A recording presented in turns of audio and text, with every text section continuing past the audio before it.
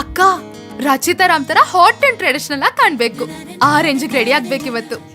ಆಕಾಶ್ ಮನೆಯವರು ತುಂಬಾ ಶ್ರೀಮಂತರಂತೆ. ಫ್ಯಾಮಿಲಿ ಜೊತೆಗೆ ನನ್ನ ನೋಡಕ್ ಬರ್ತಿದ್ದಾರೆ. ನನ್ನ ನೋಡ್ತಿದ್ದಾಗೆ ಫಿದಾ ಆಗ್ಬೇಕು. ಆತರ ರೆಡಿ ಮಾಡು ಪ್ಲೀಸ್. ಈಗ ರಚಿತಾರಾಮ್ ತರಾನೇ ಕಾಣಿಸ್ತಿದ್ಯಾ, ಗೊತ್ತಾಯ್ತಾ? ಕಾವ್ಯ, ಹಾ ಅಮ್ಮ. ಬೇಗ ಬೇಗ ಸೀರೆ ಉಡ್ಸು. ಹಾ, ಅಡ್ಗೆನೂ ನೀನೇ ನೋಡ್ಕೋಬೇಕು. ಮತ್ತೆ ನೀನ್ ಹಾಕಿರೋ ಈ ಡ್ರೆಸ್ಸು ತುಂಬಾ ಚೆನ್ನಾಗಿದೆ. ಎಲ್ರ ಕಣ್ಣು ನಿನ್ ಮೇಲೆ ಇರುತ್ತೆ. ಹುಡುಗನ್ ಕಡೆಯವರು ಆರ್ತಿ ನೋಡಕ್ ಬರ್ತಿದಾರಲ್ವಾ? ನನಗ್ ಗೊತ್ತು, ಆರ್ತಿಗಿಂತ ನೀನೇ ದೊಡ್ಡೋಳು ಅಂತ. ಹಾಗ್ ನೋಡಕ್ ಹೋದ್ರೆ ನಿನ್ ಮದ್ವೆನೇ ಮೊದ್ಲು ಮಾಡ್ಬೇಕಿತ್ತು. ಆದ್ರೆ ನಿಂಗೆ ಗೊತ್ತಿದೆ ಅಲ್ವಾ, ನಾವ್ ಯಾಕೆ ನಿನಗಿಂತ ಮುಂಚೆ ಆರ್ತಿ ಮದ್ವೆ ಮಾಡ್ತಾ ಇದ್ದೀವಿ ಅಂತ. ಹಾಮ, ನನಗ್ ಗೊತ್ತು. ಇವತ್ತು ಆರ್ತಿ ದಿನ, ಅವಳು ಮಿಂಚ್ಬೇಕು. ನಾನ್ ಬೇರೆ ಬಟ್ಟೆ ಹಾಕೋತೀನಿ. ಮತ್ತೆ ಆರ್ತಿ ಈಗ ರೆಡಿ ಆಗಿದ್ದಾಳೆ. ಇವತ್ತು ಆರ್ತಿ ನೋಡೋದಕ್ಕೆ ಶ್ರೀಮಂತ ಹಾಗೂ ಗೌರವಸ್ಥ ಮನೆತನದಿಂದ ಬರ್ತಿದ್ದಾರೆ. ಆದ್ರೆ ಕಾವ್ಯಗೆ ಅವ್ರನ್ನ ಭೇಟಿ ಮಾಡೋಕೆ ಪರ್ಮಿಷನ್ ಇರ್ಲಿಲ್ಲ. ಕಾವ್ಯ ಹಾಗೂ ಆರ್ತಿ ಅಕ್ಕ ತಂಗಿಯರಾಗಿದ್ರು, ಸ್ನೇಹಿತರ ಹಾಗಿದ್ದಾರೆ. ಕಾವ್ಯ ಆರ್ತಿಗೆ ಯಾವಾಗ್ಲೂ ತಾಯಿ ಪ್ರೀತಿ ಕೊಡ್ತಾಳೆ. ಆದ್ರೆ ಒಂದು ದೊಡ್ಡ ಕಾರಣದಿಂದ ಅವರಮ್ಮ ಕಾವ್ಯನ ಆರ್ತಿ ಮದ್ವೆಯಿಂದ ದೂರ ಇರೋದಕ್ಕೆ ಹೇಳಿದ್ರು.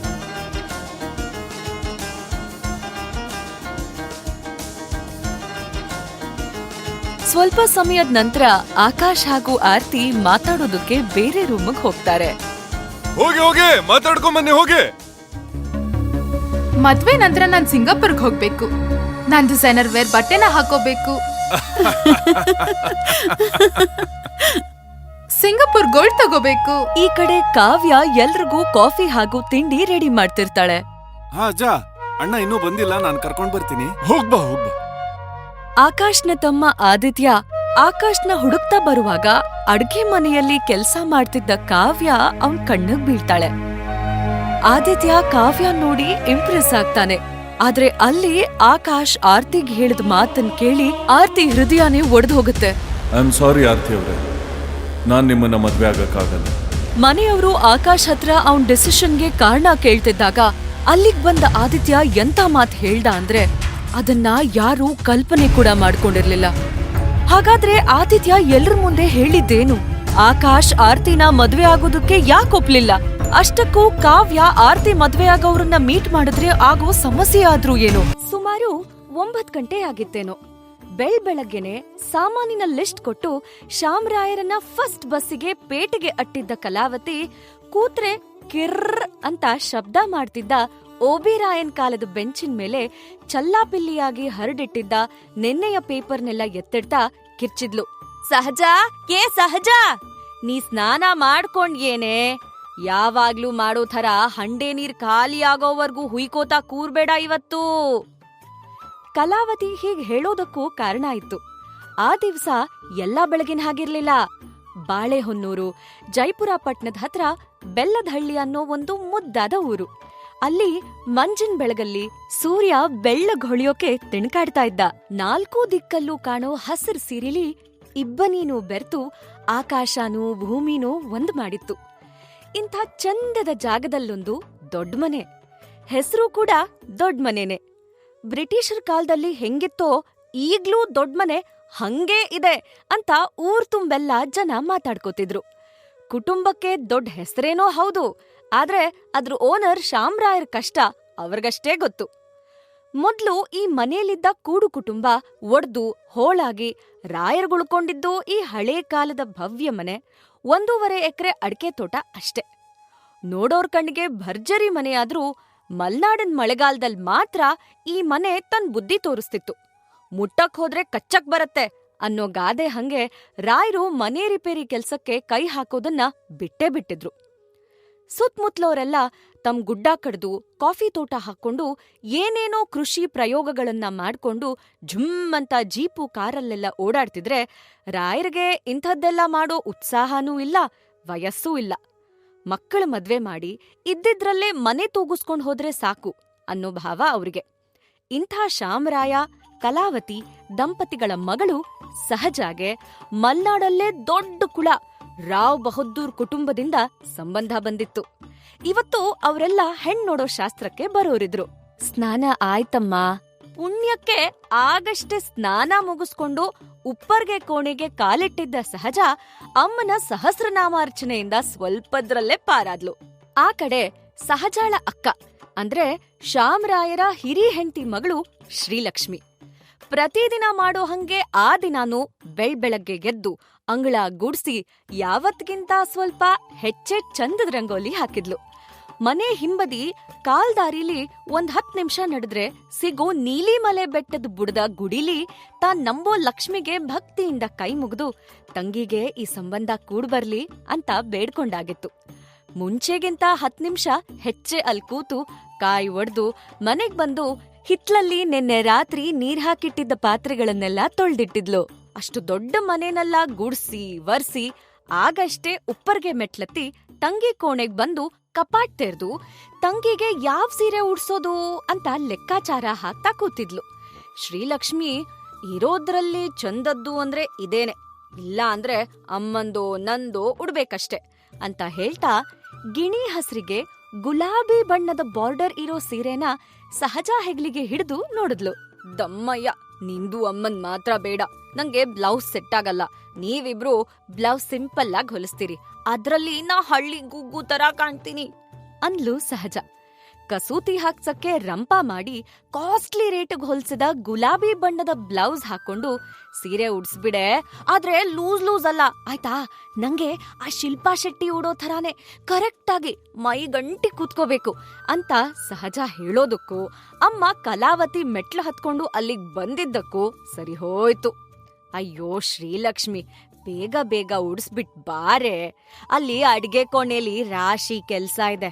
ಅಪ್ಪ ಇನ್ನೂ ಬಂದಿಲ್ಲ, ಕಾಫಿ ಡಿಕಾಕ್ಷನ್ ಎಲ್ಲ ಬೇಕಾದಷ್ಟಿದ್ಯಾ ಅಂತ ನೋಡ್ಕೊ ಮೊದ್ಲೇ ಅಂತ ಹೇಳ್ತಾ ಕಲಾವತಿ ಅಲ್ಲಿಂದ ಹೊರಟೋಳು ಶ್ರೀಲಕ್ಷ್ಮಿನ ಮೇಲಿಂದ ಕೆಳಗೆ ನೋಡ್ತಾ ಕಣ್ಣಾಡ್ಸಿ, ಹಾ ಆಮೇಲೆ ನೀನೀಗ ಹಾಕೊಂಡಿದ್ಯಲ್ಲ ಚೂಡಿದಾರು, ಅದನ್ನ ಸ್ವಲ್ಪ ಬದ್ಲಾಯಿಸೋದು ಒಳ್ಳೇದಾ ಅಂತ.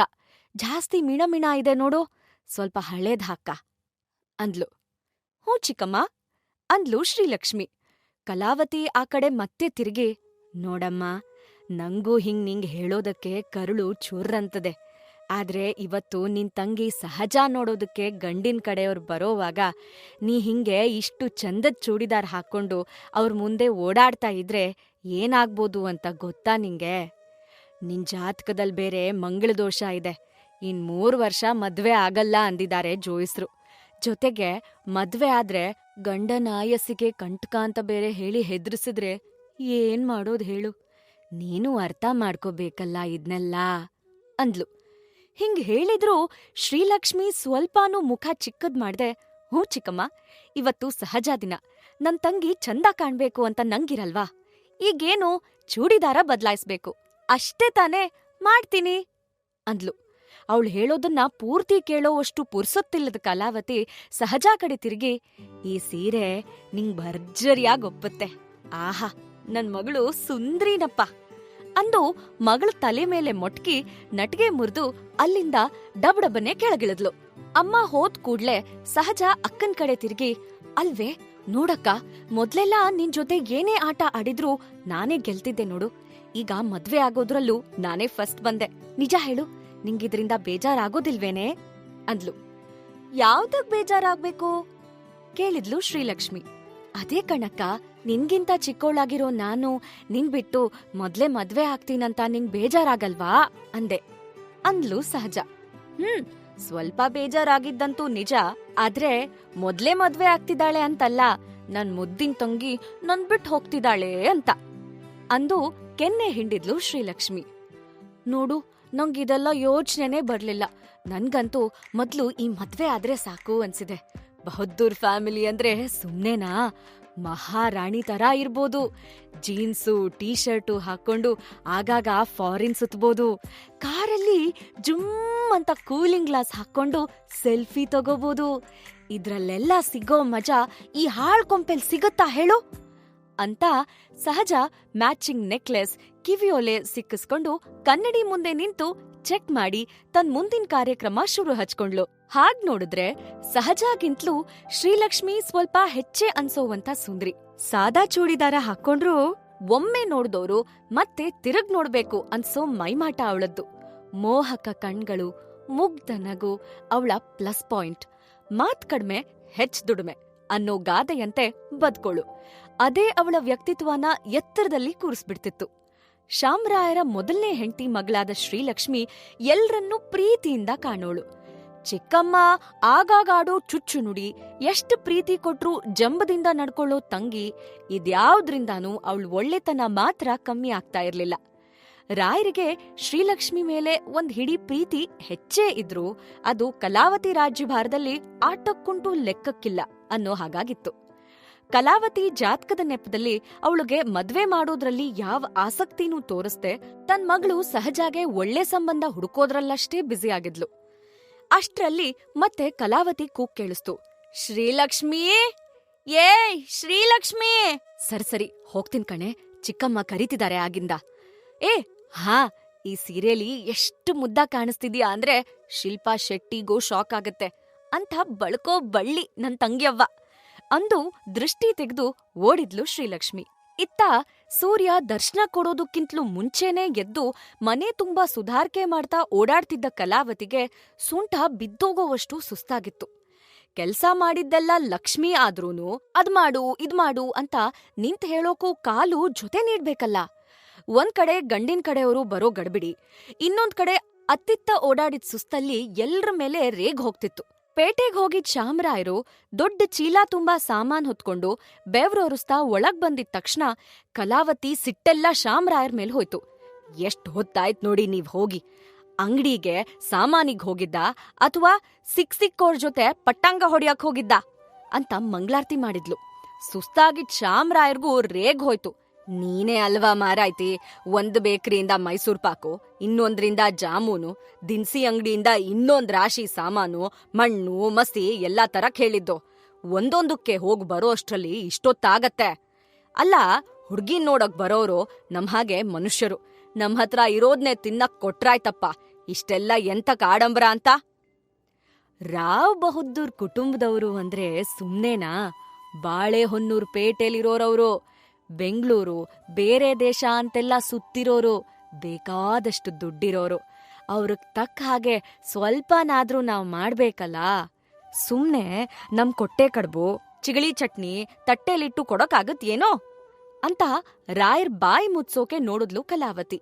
ನೀನ್ ಮೊದ್ಲೇ ಹೇಳಿದ್ದಿದ್ರೆ ಒಂದ್ ದೊಡ್ಡ ಹುರಿ ಹಗ್ಗಾನೇ ತಂದಿರ್ತಿದ್ದೆ ಮಾರಾಯ್ತಿ. ಅವ್ರು ಬಂದ್ ಕೂಡ್ಲೆ ನಮ್ ಹುಡ್ಗಿ ಒಪ್ಗೆ ಅನ್ನೋವರ್ಗೂ ಬಿಡಂಗಿಲ್ಲ ನಿಮ್ಮನ್ನ ಅಂತ ಕಟ್ ಹಾಕ್ತಿದ್ದೆ ಅಂತ ವಿಚಿತ್ರವಾಗ್ ನಕ್ಕು ಈ ಚಳಿಲೂ ಬೆವ್ರಿ ಒದ್ದೆಯಾದ ಅಂಗಿ ಬಟ್ಟನ್ನ ತೆಗಿತಾ ಒಳಗ್ ಹೋದ್ರು ಶಾಮರಾಯರು. ಅಡ್ಗೆ ಕೋಣೆಲಿ ಶ್ರೀಲಕ್ಷ್ಮಿ ಆಲೂಗಡ್ಡೆ ಬೋಂಡ ಮಾಡ್ತಾ ಇದ್ಲು. ಅಪ್ಪನ್ ಮಾತ್ ಕೇಳಿ ನಗು ಬಂತು ಅವಳಿಗೆ. ಪೇಟೆಯಿಂದ ತಂದ ಬ್ಯಾಗಲ್ ನೋಡಿದ್ರೆ ಹಾಲಿಲ್ಲ ಅಂತ ಗೊತ್ತಾಗಿದ್ದೆ ತಡ ಕಲಾವತಿ, ಏನ್ ಕರ್ಮಾನಪ್ಪ, ಈ ನಿನ್ನಪ್ಪ ಹಾಲ್ ಮರ್ತು ಬಂದ್ರು, ಮತ್ತೆ ತರೋದಕ್ಕೆ ಅಂತ ಅವ್ರನ್ ಕಳಿಸಿದ್ರೆ 100 ಪ್ರಶ್ನೆ ಕೇಳ್ತಾರೆ. ನೀನೇ ಒಂದ್ಸಾರಿ ನಿನ್ ಲಂಗದ್ ಫ್ರೆಂಡು ಜಾನ್ವಿನ್ ಕೇಳು, ಪೇಟೆಗೆಲ್ಲ ಇನ್ ಹೋಗ್ತಾ ಕೂರೋದಕ್ಕೆ ಸಮಯ ಇಲ್ಲ ಅಂದ್ಲು. ಅಲ್ಲೇ ಪಾತ್ರೆಲಿ ರಾಶಿ ಬಿದ್ದ ಬೋಂಡ ನೋಡಿ, ಏನೇ ಇದು ಬೋಂಡ ಇಷ್ಟೊಂದ್ ಮಾಡ್ಬಿಟ್ಟಿಯಲ್ಲೇ, ಇಂಥದ್ದೆಲ್ಲ ಬಿಸಿ ಬಿಸಿ ತಿಂದ್ರೇನೆ ರುಚಿ, ರಾತ್ರಿಗಿಟ್ರೆ ಮೆತ್ತಗಾಗಿ ರುಚಿ ಕಳೆದೋಗುತ್ತೆ. ಸಾಕ್ ನಿಲ್ಸಿದನ್ನ, ನೀನ್ ಮೊದ್ಲು ಈಗ ನಾ ಹೇಳಿದ್ ಕೆಲ್ಸ ಮಾಡು, ಅವ್ರಿನ್ನೂ ಬರೋ ಹೊತ್ತಾಯ್ತು, ಕಾಫಿಗ್ ಹಾಲ್ ಸಾಕಾಗಲ್ಲ, ಆಮೇಲೆ ಮರ್ಯಾದೆ ಹೋಗ್ತದೆ ಅಂದ್ಲು ಕಲಾವತಿ. ಹ್ಞೂ ಚಿಕ್ಕಮ್ಮ ಅಂದ್ಬಿಟ್ಟು ಗ್ಯಾಸ್ ಬಂದ್ ಮಾಡಿ ಶ್ರೀಲಕ್ಷ್ಮಿ ಜಾಹ್ನವಿ ಮನೆ ಕಡೆ ಹೊರಟ್ಲು. ಕಲಾವತಿ ಮತ್ತೆ ಕರೆದು, ಏಯ್ ಶ್ರೀಲಕ್ಷ್ಮಿ, ಈಗ ಗಂಡಿನ ಕಡೆಯವ್ರು ಬಂದಾಗ ನೀ ಎದುರಿಗ್ ಸಿಕ್ರೆ ಏನ್ ಹೇಳ್ತಿ? ನಾ ಹುಡುಗಿ ಅಕ್ಕ ಅಂದ್ರೆ ಅಕ್ಕಂಗೆ ಯಾಕೆ ಮದ್ವೆ ಮಾಡಿಲ್ಲ ಅನ್ನೋ ಪ್ರಶ್ನೆ ಬರ್ತದೆ. ನಿನ್ ಜಾತಕ ಸರಿ ಇಲ್ಲ ಅಂದ್ರೆ ಅವಳ ತಂಗಿದೂ ಸರಿ ಇದ್ಯೋ ಇಲ್ವೋ ಅನ್ನೋ ಸಂಶಯ ಬಂದ್ರೂ ಬರ್ಬೋದು. ನೀನ್ ತಂಗಿ ಅಂತೇನಾದ್ರೂ ಹೇಳವಾ ಅಂದ್ರೆ ನಾವು ಸುಳ್ಳು ಹೇಳದ ಹಾಗಾಗ್ಬಿಡುತ್ತಲ್ಲ ಅನ್ನೋ ಚಿಂತೆ ನಂದು ಅಂತ ತನ್ ಮನ್ಸಿನ ಭಾರಾನ ನಾಜೂಕಾಗಿ ಹೇಳ್ಕೊಂಡ್ಲು. ಅಯ್ಯೋ, ಅದಕ್ಯಾಕ್ ಸಂಕಟ ಚಿಕ್ಕಮ್ಮ ನಿಮ್ಗೆ? ನಾವ್ರ ಎದುರಿಗೆ ಬರೋದೇ ಇಲ್ಲ ಬಿಡಿ, ನಿಮ್ಗೆ ಸುಳ್ಳು ಹೇಳೋ ಪ್ರಮೇಯನೇ ಬರಲ್ಲ ಅಂತ ನಕ್ಲು ಶ್ರೀಲಕ್ಷ್ಮಿ. ಶ್ರೀಲಕ್ಷ್ಮಿಗೆ ಚಿಕ್ಕೋಳಿದ್ದಾಗಿಂತಲೂ ಇದೆಲ್ಲ ಅಭ್ಯಾಸ ಆಗೋಗಿತ್ತು. ಸಹಜಾಗೋಸ್ಕರ ಚಿಕ್ಕಮ್ಮಂಗೋಸ್ಕರ ತನ್ ಸಣ್ಣ ಖುಷಿಗಳನ್ನ ಬಿಟ್ಕೊಡೋದು ದೊಡ್ಡ ವಿಷಯ ಅಂತ ಅನ್ನಿಸ್ತಾನೇ ಇರ್ಲಿಲ್ಲ. ತನ್ ಜಾತ್ಕಾನೇ ಸರಿ ಇಲ್ಲ, ನೀಲಿಮಲೆ ಗುಡಿಯ ಲಕ್ಷ್ಮಿ ಎಲ್ಲಾನೂ ನಡೆಸ್ಕೊಂಡು ಹೋಗ್ತಾಳೆ ಅಂತ ಆಕೆ ಮೇಲೆ ಭಾರ ಹಾಕಿ ಖುಷಿಯಾಗಿರೋದು ಆಕೆಗೆ ಎಷ್ಟ್ ಅಭ್ಯಾಸ ಆಗೋಗಿತ್ತಂದ್ರೆ ಚಿಕ್ಕಮ್ಮ ಎಷ್ಟೇ ಕೆಲ್ಸ ಹೇಳಿ, ಸಹಜ ಎಷ್ಟೇ ಕೋಪ ಮಾಡ್ಕೊಳ್ಳಿ, ಅದಕ್ಕೆಲ್ಲ ಒಂದಿನಾನು ಕೋಪ ಮಾಡ್ಕೊಂಡು ಅಥವಾ ನಂಗ್ ಹಿಂಗ್ ಆಗೋಯ್ತಲ್ಲ ಅಂತಾನೋ ತನ್ ಬಗ್ಗೆ ತಾನೇ ಮರುಕ ಪಟ್ಕೊಂಡು ಕಣ್ಣೀರ್ ಹಾಕಿದ್ದೇ ಇಲ್ಲ. ಆಹಾ ಜಾಣೆ, ಎಷ್ಟು ಚಂದಕ್ ಅರ್ಥ ಮಾಡ್ಕೋತೀನಿ ನೋಡ್ನಿ ಅಂತ ಹೇಳ್ತಾ ಕಲಾವತಿ ಹಿತ್ಲ ಕಡೆ ಬಚ್ಚಲ್ ಮನೆಗೆ ಫಾಸ್ಟ್ ಆಗಿ ಹೆಜ್ಜೆ ಹಾಕಿದ್ರೆ ಆ ಕಡೆ ಶ್ರೀಲಕ್ಷ್ಮಿ ಜಾಹ್ನವಿ ಮನೆ ಕಡೆ ಹೊರಟ್ಲು. ದಾರಿ ಉದ್ದಕ್ಕೂ ತಾನು ಸಹಜ ಸಣ್ಣೂರಿದ್ದಾಗಿನ ಕಥೆಗಳೆಲ್ಲ ಶ್ರೀಲಕ್ಷ್ಮಿಗೆ ನೆನ್ಪಾದ್ವು. ಸಹಜ ಗೆಲ್ಬೇಕು ಅಂತ ತಾನ್ ಆಟ ಬಿಟ್ಕೊಡ್ತಾ ಇದ್ದಿದ್ದು, ಪಕ್ಕದ ಮನೆಯವರ ಕಾಫಿ ತೋಟದ ಕೆಂಪನೆ ಕಾಫಿ ಹಣ್ಣು ತಿನ್ನೋದಕ್ಕೆ ಬೇಲಿ ಹಾರಕ್ ಹೋಗಿ ಸಹಜ ಗಾಯ ಮಾಡ್ಕೊಂಡಾಗ ಅವಳ ಈ ಪೋಖ್ರಿ ಕೆಲ್ಸನೆಲ್ಲ ಮುಚ್ಚಾಕಿ ಅವಳನ್ನ ಬೈಗುಳದಿಂದ ತಪ್ಪಿಸ್ತಿದ್ದಿದ್ದು, ತನ್ ಪಾಲಿನ ಚಾಕ್ಲೇಟು ಅವಳಕ್ ಕೊಡ್ತಿದ್ದಿದ್ದು, ಹೀಗೆ ಎಲ್ಲಾನೂ ನೆನ್ಪಾಗಿ ನಗು ಬಂತು. ಈ ಪೋಖ್ರಿ ಹುಡುಗಿ ಈಗ ಇನ್ನೇನ್ ಮದ್ವೆ ಆಗ್ ಹೋಗೇ ಬಿಡ್ತಾಳೆ ಅಂತ ಅಂದ್ಕೋತಾ ಯಾವ್ದೋ ಲೋಕದಲ್ಲಿ ಕಳೆದ್ ಹೋದಂಗೆ ವಾಪಸ್ ಹಾಲ್ ತಗೊಂಡು ಹೆಜ್ಜೆ ಹಾಕ್ತಾ ಮನೆ ತಲುಪಿದ್ದೂ ಗೊತ್ತಾಗ್ಲಿಲ್ಲ ಅವಳಿಗೆ. ಶ್ರೀಲಕ್ಷ್ಮಿ ಬರೋದನ್ನೇ ಕಾಯ್ತಾ ಇದ್ದ ಕಲಾವತಿ ಮತ್ತೆ ಅವಸರ ಮಾಡಿದ್ಲು. ಬೇಗ ಬೇಗ ಅವರು ಬರೋ ಹೊತ್ತಾಯ್ತು, ಕಾಫಿ ಗಿಡು ಈಗ್ಲೇ. ಹಾ, ನಿನ್ನೆ ಅಪ್ಪ ತಂದ್ರಲ್ಲ ಆ ಹೊಸ ಪಿಂಗಾಣಿ ಕಪ್ಪಲ್ ಕೊಡು. ನಮ್ ಕಲಾಯ್ ಹಾಕದ್ ಗ್ಲಾಸಲ್ಲೆಲ್ಲ ಬೇಡ, ಕಾಫಿಗೆ ಸಕ್ರೆ ಹಾಕ್ಬೇಡ, ಬೇರೆ ಪಿಂಗಾಣಿಲಿ ಸಕ್ರೆ ಇಟ್ರಾಯ್ತು. ದೊಡ್ಡ್ ಮನೆ ಜನ್ರೆಲ್ಲ ಹಿಂಗೆ ಅಂತೆ. ಸರಿ ಚಿಕ್ಕಮ್ಮ ಅಂತ ಅಡ್ಗೆ ಕೋಣೆಗ್ ಬರೋ ಅಷ್ಟ್ರಲ್ಲಿ, ನೀನಿನ್ನೂ ಚೂಡಿದಾರ ಬದ್ಲಿಸ್ಲೇ ಇಲ್ಲ, ಬೇಗ ಇತ್ತೆಗ್ದು ಸಾಧಾರಣವಾದ್ ಹಾಕ್ಕೋ. ಹೆಂಗಿದ್ರು ನೀನು ಅವ್ರೆದ್ರು ಬರೋಳಲ್ಲ, ಆದ್ರೂ ಸುಮ್ನೆ ಯಾಕ್ ಹೇಳೋ ಅಂದ್ಲು ಕಲಾವತಿ. ಸರಿ ಚಿಕ್ಕಮ್ಮ, ನೀವು ಚಿಂತೆ ಮಾಡ್ಬೇಡಿ, ಈಗ್ಲೇ ಮಾಡ್ತೀನಿ ಅಂತ ಶ್ರೀಲಕ್ಷ್ಮಿ ತಲೆ ಆಡ್ಸಿದ್ದಕ್ಕೂ ಈ ಮಾತು ಅಲ್ಲೇ ಕೂತಿದ್ದ ಶಾಮರಾಯರ್ ಕಿವಿಗ್ ಬಿದ್ದಿದ್ದಕ್ಕೂ ಸರಿ ಹೋಯ್ತು. ಅರೆ, ಇವಳು ಯಾಕ ಅವ್ರೆದ್ರಿಗ್ ಬರ್ಬಾರ್ದು ಅಂತ ಕೇಳೇಬಿಟ್ರು. ಕಲಾವತಿಗೆ ರಪ್ಪಂತ ಸಿಟ್ಟೇರಿ ಅಷ್ಟೇ ಜೋರಾಗಿ, ಯಾಕಂದ್ರೆ ಇವಳು ನನ್ನ ಜನ್ಮ ಶತ್ರು ನೋಡಿ ಅದಕ್ಕೆ ಅಂದ್ಬಿಟ್ಲು. ಪಕ್ಕದಲ್ಲೇ ಇದ್ದ ಶ್ರೀಲಕ್ಷ್ಮಿ, ಚಿಕ್ಕಮ್ಮ ಹಿಂಗೆಲ್ಲ ಯಾಕ್ ಹೇಳ್ತೀರಿ, ಇಲ್ಲಿ ಯಾರು ಶತ್ರುಗಿತ್ರು ಎಲ್ಲ ಇಲ್ಲ, ನೀವು ಸುಮ್ನಿರಿ ಸ್ವಲ್ಪ. ಅಪ್ಪ, ಇದು ನಮ್ಮಿಬ್ಬರ ಮಧ್ಯೆ ಆದ್ ಮಾತುಕತೆ, ನಿಮ್ಗಿದೆಲ್ಲ ಗೊತ್ತಿಲ್ಲ, ನೀವು ಸುಮ್ನೆ ತಲೆ ಕೆಡ್ಸ್ಕೋಬೇಡಿ ಅಂತ ಸಿಚುವೇಶನ್ ಕಾಮ್ ಮಾಡಕ್ಕೆ ನೋಡಿದ್ಲು.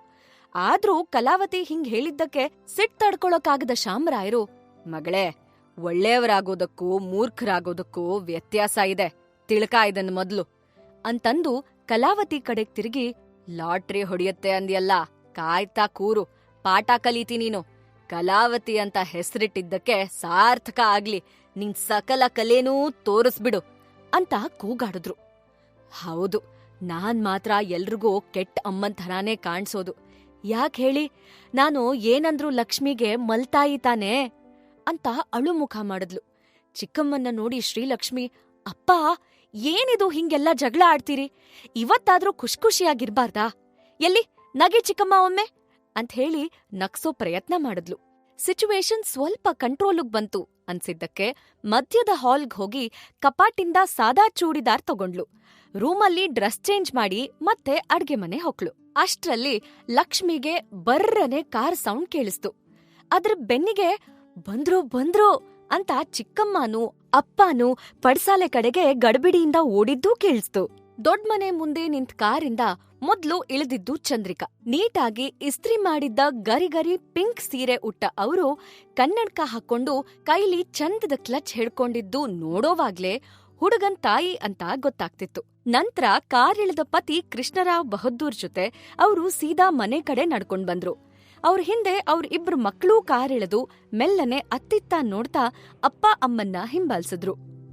ಹುಡ್ಗನ್ ಕಡೆಯವರು ಎದ್ರು ಹೆಂಗೂ ಹೋಗೋಕಾಗಲ್ಲ ಅಂತ ಗೊತ್ತಿದ್ದ ಶ್ರೀಲಕ್ಷ್ಮಿಗೆ ಕುತೂಹಲ ತಡಿಯೋಕಾಗ್ದೆ ಮೆಲ್ಲನೆ ಹಿತ್ಲ ಬಾಗ್ಲಿಂದ ಓಡಿ ಒಳಮನೆ ಕಿಟಕಿಲಿ ಹೊರಗಿದ್ದ ಬಾಳೆ ಗಿಡದ ಸಂದಿಯಿಂದ ಇಣಕಿದ್ಲು. ಕಾರಿಳಿದು ಸುತ್ತಮುತ್ತ ಪರಿಸರದ ಮೇಲೆ ಕಣ್ಣಾಡಿಸ್ತಾ ನಿಧಾನಕ್ ಬಂದು ಹಿಂದೆ ಉಳ್ಕೊಂಡ್ಬಿಟ್ಟಿದ್ದ ಗೌತಮ್ ಕಣ್ಣಿಗೆ ಈ ಬಾಳೆ ಗಿಡದ ಸಂದಿಲಿ ಕಂಡ ಆ ಎರಡೂ ಕಣ್ಗಳು ಒಂದ್ ಕ್ಷಣ ಮಿಂಚ್ ಹರಿಸದ ಹಾಗಾಯ್ತು. ಲಕ್ಷ್ಮಿಗೆ ಶಾಕ್ ಆಯ್ತು. ಅಯ್ಯಯ್ಯೋ, ನೋಡೇ ಬಿಟ್ರಲ್ಲ ಅಂತ. ಗೌತಮ್ ಮತ್ತೆ ನೋಡಿದ್ರೆ ಅಲ್ಲಿಲ್ಲ. ಮಾಯಾ, ಅರೆ ಎಲ್ ಹೋದ್ಲು ಅಂತ ಅತ್ತಿತ್ತ ಹುಡುಕಾಡಿದ್ರೂ ಇಲ್ಲ.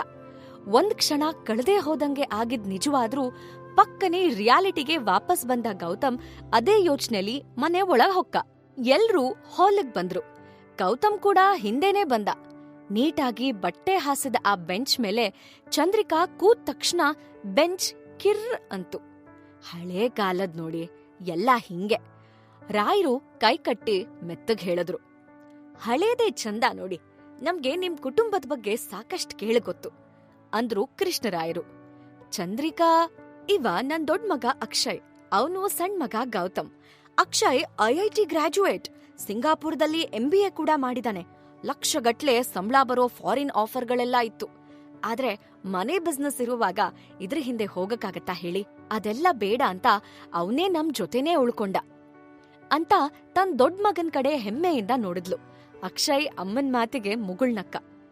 ಪಕ್ಕನೆ ಏನೋ ಯೋಚಿಸಿದ ಹಾಗೆ ಶಾಮರಾಯರು, ದಾರಿ ಸಿಕ್ತಾ ನಿಮ್ಗ ಆರಾಮಾಗಿ? ಬರೋದಕ್ ತೊಂದ್ರೆ ಏನೂ ಆಗಿಲ್ಲ ತಾನೆ? ಅಲ್ಲೊಂದ್ ಕಡೆ ಶಾಲೆ ಹತ್ರ ಸ್ವಲ್ಪ ಕಷ್ಟ ಆಗತ್ತೆ ಅಂತ ಹೊಸ್ದಾಗ್ ಬರೋರೆಲ್ಲ ಹೇಳ್ತಾರೆ ಅಂದ್ರು. ಇಲ್ಲ ಇಲ್ಲ, ಒಂದ್ ಕಡೆ ಮಾತ್ರ ಸ್ವಲ್ಪ ಡೌಟ್ ಆಯ್ತು. ಒಂದ್ ನೀಲಿ ಗೇಟಿನ್ ಮನೆ ಇತ್ತಲ್ಲ, ಅಲ್ಲೇ ನಿಂತಿದ್ದು ಒಬ್ಳು ಹುಡುಗಿ ಹತ್ರ ಕೇಳಿದ್ವಿ. ಅವಳು ದಾರಿ ಎಷ್ಟು ಕರೆಕ್ಟಾಗಿ ಹೇಳಿದ್ಲು ಅಂದ್ರೆ ಆಮೇಲೆ ಸೀದಾ ನಿಮ್ಮನೆ ಗೇಟ್ಗೆ ಬಂದು ಗಾಡಿ ನಿಂತ್ಕೋತು ನೋಡಿ ಅಂದ್ರು ಕೃಷ್ಣರಾಯರು. ಓ, ನೀಲಿ ಗೇಟಿನ್ ಮನೆಯಾ? ಅದು ಜಾನ್ವಿ ಮನೆ ಅಲ್ವೇನೆ, ನಮ್ ಶ್ರೀಲಕ್ಷ್ಮಿ ಫ್ರೆಂಡು ಅಂತ ಶಾಮರಾಯರು ಕಲಾವತಿ ಮುಖ ನೋಡಿದ್ರೆ ಕಲಾವತಿ ಸುಮ್ನಿರಿ ಅನ್ನುವಂತೆ ಕಣ್ಸನ್ನೆ ಮಾಡಿದ್ಲು. ಬೇಗ ಟಾಪಿಕ್ ಬದಲಾಯಿಸ್ತಾ, ಅರೆ ಮಾತಾಡ್ತಾನೆ ಕೂರಿಸ್ಬಿಟ್ವಿ, ಏನ್ ತಗೋತೀರಿ ಹೇಳಿ ಆಸ್ರಿಗೆ? ಮಾವಿನ ಹಣ್ಣು ಸೀಸನ್ ಮುಗಿತ್ ನೋಡಿ, ಇಲ್ದಿದ್ರೆ ಈ ಮಲ್ನಾಡಲ್ಲಿ ಹಿಂಗ್ ಕೇಳೋ ಪ್ರಮೇಯನೇ ಇರೋದಿಲ್ಲ. ಶರ್ಬತ್ ಮಾಡಿ ಮಾಡಿ ಅದನ್ನೇ ಕೊಡೋದ್ ನೋಡಿ ಅಂದ್ಲು ಕಲಾವತಿ ನಗ್ತಾ. ಮತ್ತೆ ತಾನೇ ಮಾತ್ ಮುಂದುವರ್ಸಿ, ಕಾಫಿ ಕುಡಿತಿರಲ್ಲ, ನಮ್ ಸಹಜಾಗೆ ಅಡ್ಗೆ ಅಂದ್ರೆ ಪಂಚ ಪ್ರಾಣ. ಇವತ್ ನೀವೆಲ್ಲ ಬರ್ತೀರಾ ಅಂತ ಬೆಳಗ್ಗೆ ಮುಂಚೆ ಎದ್ದು ಅಡ್ಗೆ ಕೆಲ್ಸ ಎಲ್ಲಾ ಮುಗ್ಸಿ ಈಗ ತಯಾರಾಗ್ತಿದಳ್ ನೋಡಿ. ಕಾಫಿನಲ್ಲೂ ಅವಳದು ಎತ್ತಿದ ಕೈ. ನಮ್ ನೆಂಟ್ರದ್ದೆ ಕಾಫಿ ಬೀಜ. ಅವರು ಪ್ರತಿ ಸಾರಿ ಮಾರೋ ಮೊದ್ಲು ನಮ್ಗೆ ಅಂತಾನೆ ಒಂದಿಷ್ಟು ಕಳಿಸ್ತಾರೆ. ಹದುವಾಗ್ ಹುರಿದು ಬೇಕಷ್ಟೇ ಚಿಕೋರಿ ಹಾಕಿ ಮಾಡಿದ ಕಾಫಿ ಘಮ್ ಅನ್ನತ್ತೆ ಅಂತ ಕಲಾವತಿ ಸ್ವಲ್ಪ ಹೆಚ್ಚೇ ಮಾತಾಡಿದ್ಲು. ಬಿಸಿ ನೀರ್ ಮಾಡೋಕು ಸಹಜಾಗ್ ಬರುತ್ತೋ ಇಲ್ವೋ ಅಂತ ಶಾಮರಾಯರು ಯೋಚಿಸಿ ಅವ್ರಿಗೆ ನಗ್ತಾ ಕೆಂಬಂದಂಗಾಯ್ತು. ಕಲಾವತಿ ಗಂಡನ್ನ ಗುರಾಯಿಸಿದ್ಲು. ಎಕರೆಗಟ್ಲೆ ಕಾಫಿ ತೋಟ, ಅದೇ ಬಿಸ್ನೆಸ್ ಇರೋರ್ಗೆ ಕಾಫಿ ಬಗ್ಗೆ ಹೇಳ್ತಿದ್ಯಲ್ಲೇ, ನಿಂದೊಳ್ಳೆ ಕತೆ ಆಯ್ತು ಅಂತ ಮುಜುಗರದಿಂದ ಶಾಮರಾಯರು ಕೃಷ್ಣರಾವ್ ಕಡೆ ನೋಡಿದ್ರೆ ತಮ್ಮ ಗೌತಮ್ ಮಾತ್ರ ಅಣ್ಣನ್ನ ರೇಗಿಸ್ತಾ ಕೂತಿದ್ದ. ಈಗಿನ ಹುಡುಗರೆಲ್ಲ ತಾವೇ ಹುಡುಗಿ ಹುಡ್ಕೋತಾರೆ. ಅಪ್ಪ ಅಮ್ಮಗೆ ಈ ಟೆನ್ಷನ್ ಕೊಡಬಾರ್ದು ಅಂತ ಬೇರೆನೆ ಟೆನ್ಷನ್ ಕೊಡ್ತಾರೆ. ಪುಣ್ಯಕ್ಕೆ ನಮ್ ಮಕ್ಳು ನಮ್ ಮಾತ್ ಮೀರಿಲ್ಲ ಅನ್ನೋದೇ ನೆಮ್ಮದಿ ನೋಡಿ ಅಂತ ಚಂದ್ರಿಕಾ ಅಂದಾಗ, ಈ ವಿಷಯ ಎಲ್ಲ ಇವಾಗ್ ಬೇಕಾ ಅನ್ನೋ ಥರ ಅಮ್ಮನ್ನ ನೋಡ್ದ ಅಕ್ಷಯ್. ಕಲಾವತಿ, ಇದನ್ನೇ ಸಂಸ್ಕಾರ ಅನ್ನೋದು, ದುಡ್ಡಿಂದ ಬರೋದಲ್ಲ ಇದು. ನಾವು ಮಕ್ಳನ್ನ ಹೇಗ್ ಬೆಳೆಸ್ತೀವಿ ಅನ್ನೋದ್ರಲ್ಲೇ ಎಲ್ಲ ಇರೋದು. ನಾನಂತೂ ಯಾವಾಗ್ಲೂ ಹೇಳ್ತಿರ್ತೇನೆ, ದುಡ್ಡು ಮುಖ್ಯ ಅಲ್ಲ ಅಂತ ಸಹಜ ಕಾಫಿ ತಗೊಂಬಾ ಅಂದ್ಲು. ಅಡ್ಗೆ ಮನೇಲಿ ಆಗಷ್ಟೇ ಬಿಸಿ ಬಿಸಿ ನೊರೆ ನೊರೆ ಕಾಫಿನ ಕಪ್ಪಗ್ ಹಾಕ್ತಾ ಇದ್ದ ಶ್ರೀಲಕ್ಷ್ಮಿ, ಚಿಕ್ಕಮ್ಮ ಕರೀತಿದ್ದಾರೆ, ಹೋಗೆ ಕಾಫಿ ಕೊಡು ಅಂತ ತಂಗಿನ ನೂಕಿದ್ಲು. ಕಾಫಿ ಟ್ರೇ ಹಿಡ್ಕೊಂಡು ಸಹಜ ಸ್ವಲ್ಪ ಹೆಚ್ಚೇ ನಾಚ್ಕೆ ನಟಿಸ್ತಾ ಹೊರಗಡೆ ಹೋದ್ಮೇಲೆ ಶ್ರೀಲಕ್ಷ್ಮಿಗೆ ಅಲ್ಲೇ ಸಪ್ರೇಟ್ ಆಗಿ ಬೌಲಲ್ಲಿ ತೆಗೆದಿಟ್ಟಿದ್ದ ಸಕ್ರೆ ಹಾಗೆ ಉಳ್ಕೊಂಡಿದ್ದು ಕಾಣಿಸ್ತು. ಅರೇ, ಸಕ್ರೆ ಇಲ್ಲೇ ಇದೆ, ಅಯ್ಯೋ ಈಗ ಕಹಿ ಕಾಫಿನೇ ಕುಡಿತಾರಲ್ಲ, ಏನ್ ಮಾಡೋದು ಅಂತ ತಡಬಡಾಯಿಸಿದ್ಲು. ಸಹಜಾಗಂತೂ ಈ ಸಕ್ರೆ ವಿಷಯನೇ ಗೊತ್ತಿಲ್ಲ, ಏನ್ ಮಾಡೋದಪ್ಪ ಈಗ ಅಂತ ಟೆನ್ಷನ್ ಆಗಿ ಸಕ್ರೆ ಬೌಲ್ಗ್ ಹಾಕೊಂಡು ಉಗುರ್ ಕಚ್ಚಕ್ಕೆ ಸ್ಟಾರ್ಟ್ ಮಾಡಿದ್ಲು. ಆ ಕಡೆ ಕಾಫಿ ತಗೊಂಡ್ ಹೋದ ಸಹಜಾನ ನೋಡಿ ಚಂದ್ರಿಕಾ, ಅರೆ ಹುಡ್ಗಿ ಮಾತ್ರ ಹೆಸ್ರಿಗ್ ತಕ್ಕ ಹಾಗೆ ಸಹಜ ಸುಂದ್ರಿ ಅಂದ್ರು. ಸಹಜಾಗೆ ಆಕಾಶಕ್ ಮೂರೇಗೇಣಾದ್ರೆ ಈ ಕಡೆ ಶ್ರೀಲಕ್ಷ್ಮಿಗೆ ಆಕಾಶನೇ ತಲೆ ಮೇಲ್ ಬಿದ್ದಾಗಾಯ್ತು. ಈಗ ನಾನೇನಾದ್ರೂ ಮಾಡ್ಲೇಬೇಕು, ಇಲ್ಲ ಅಂದ್ರೆ ಮಲ್ನಾಡಿನ ಹುಡುಗಿಗೆ ಕಾಫಿ ಮಾಡಕ್ಕೆ ಬರಲ್ಲ ಅಂತ ಮೊದ್ಲು ಭೇಟಿಲೇ ಅವ್ರಿಗೆ ಅನ್ಸ್ಬಿಟ್ರೆ ಏನ್ ಗತಿ? ನನ್ನಿಂದಾಗಿ ಸಹಜಾಗೆ ಈ ಸಂಬಂಧ ತಪ್ಕೊಡ್ದು.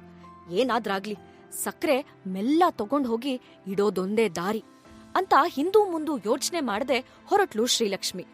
ಮೆಲ್ಲಕ್ಕೆ ಒಂದೊಂದೇ ಹೆಜ್ಜೆ ಇಡ್ತಾ ಸಕ್ರೆ ಬೌಲ್ ತಗೊಂಡು ಟೇಬಲ್ ಮೇಲೆ ಇಟ್ಟಿದ್ದು. ಯಾವ್ದ್ ಆಗಬಾರ್ದು ಅಂತ ಅನ್ಕೊಂಡಿದ್ರೋ ಅದೇ ಆಯ್ತು. ಚಂದ್ರಿಕಾ ಶ್ರೀಲಕ್ಷ್ಮಿನ ಕತ್ತೆತ್ತಿ ನೋಡೇ ಬಿಟ್ಲು. ಅಲ್ಲೇ ಅಣ್ಣನ್ನ ಕಿಚಾಯಿಸ್ತಾ ಕೂತಿದ್ದ ಗೌತಮ್ ಕೂಡ ಪಿಂಗಾಣಿ ಟಣ್ ಸದ್ದಿಗೆ ತಿರುಗ್ ನೋಡಿದ್ರೆ ಮತ್ತದೇ ಕಣ್ಣು.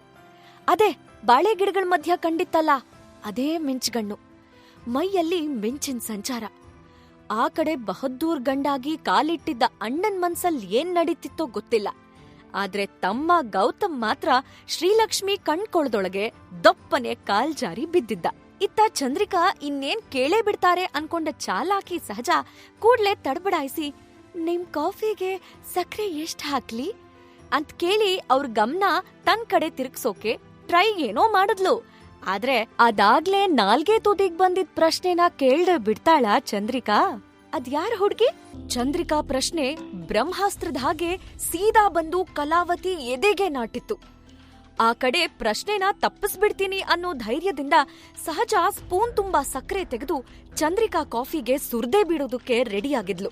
ಮಧ್ಯ ತೂರ್ ಬಂದ ಸಹಜಾ ಪ್ರಶ್ನೆಗೆ ಸಹಜವಾಗೇ ಚಂದ್ರಿಕಾ ಒಂದ್ ಸ್ಪೂನ್ ಹಾಕಮ್ಮ ಅಂತ ಉತ್ತರ ಕೊಟ್ಟು ಮತ್ತೆ ಶ್ರೀಲಕ್ಷ್ಮಿ ಕಡೆಗೆ ತಿರುಗಿದ್ಲು. ಸಡನ್ ಆಗಿ ಎಂಟ್ರಿ ಕೊಟ್ಟ ಶ್ರೀಲಕ್ಷ್ಮಿ ನೋಡಿ ಗೌತಮ್ ಸ್ಟನ್ ಆಗೋದ. ಬಾಳೆ ಗಿಡದ ಮರೆಯಲ್ಲಿ ನೋಡಿದ್ದ ಅದೇ ಕಣ್ಗಳು.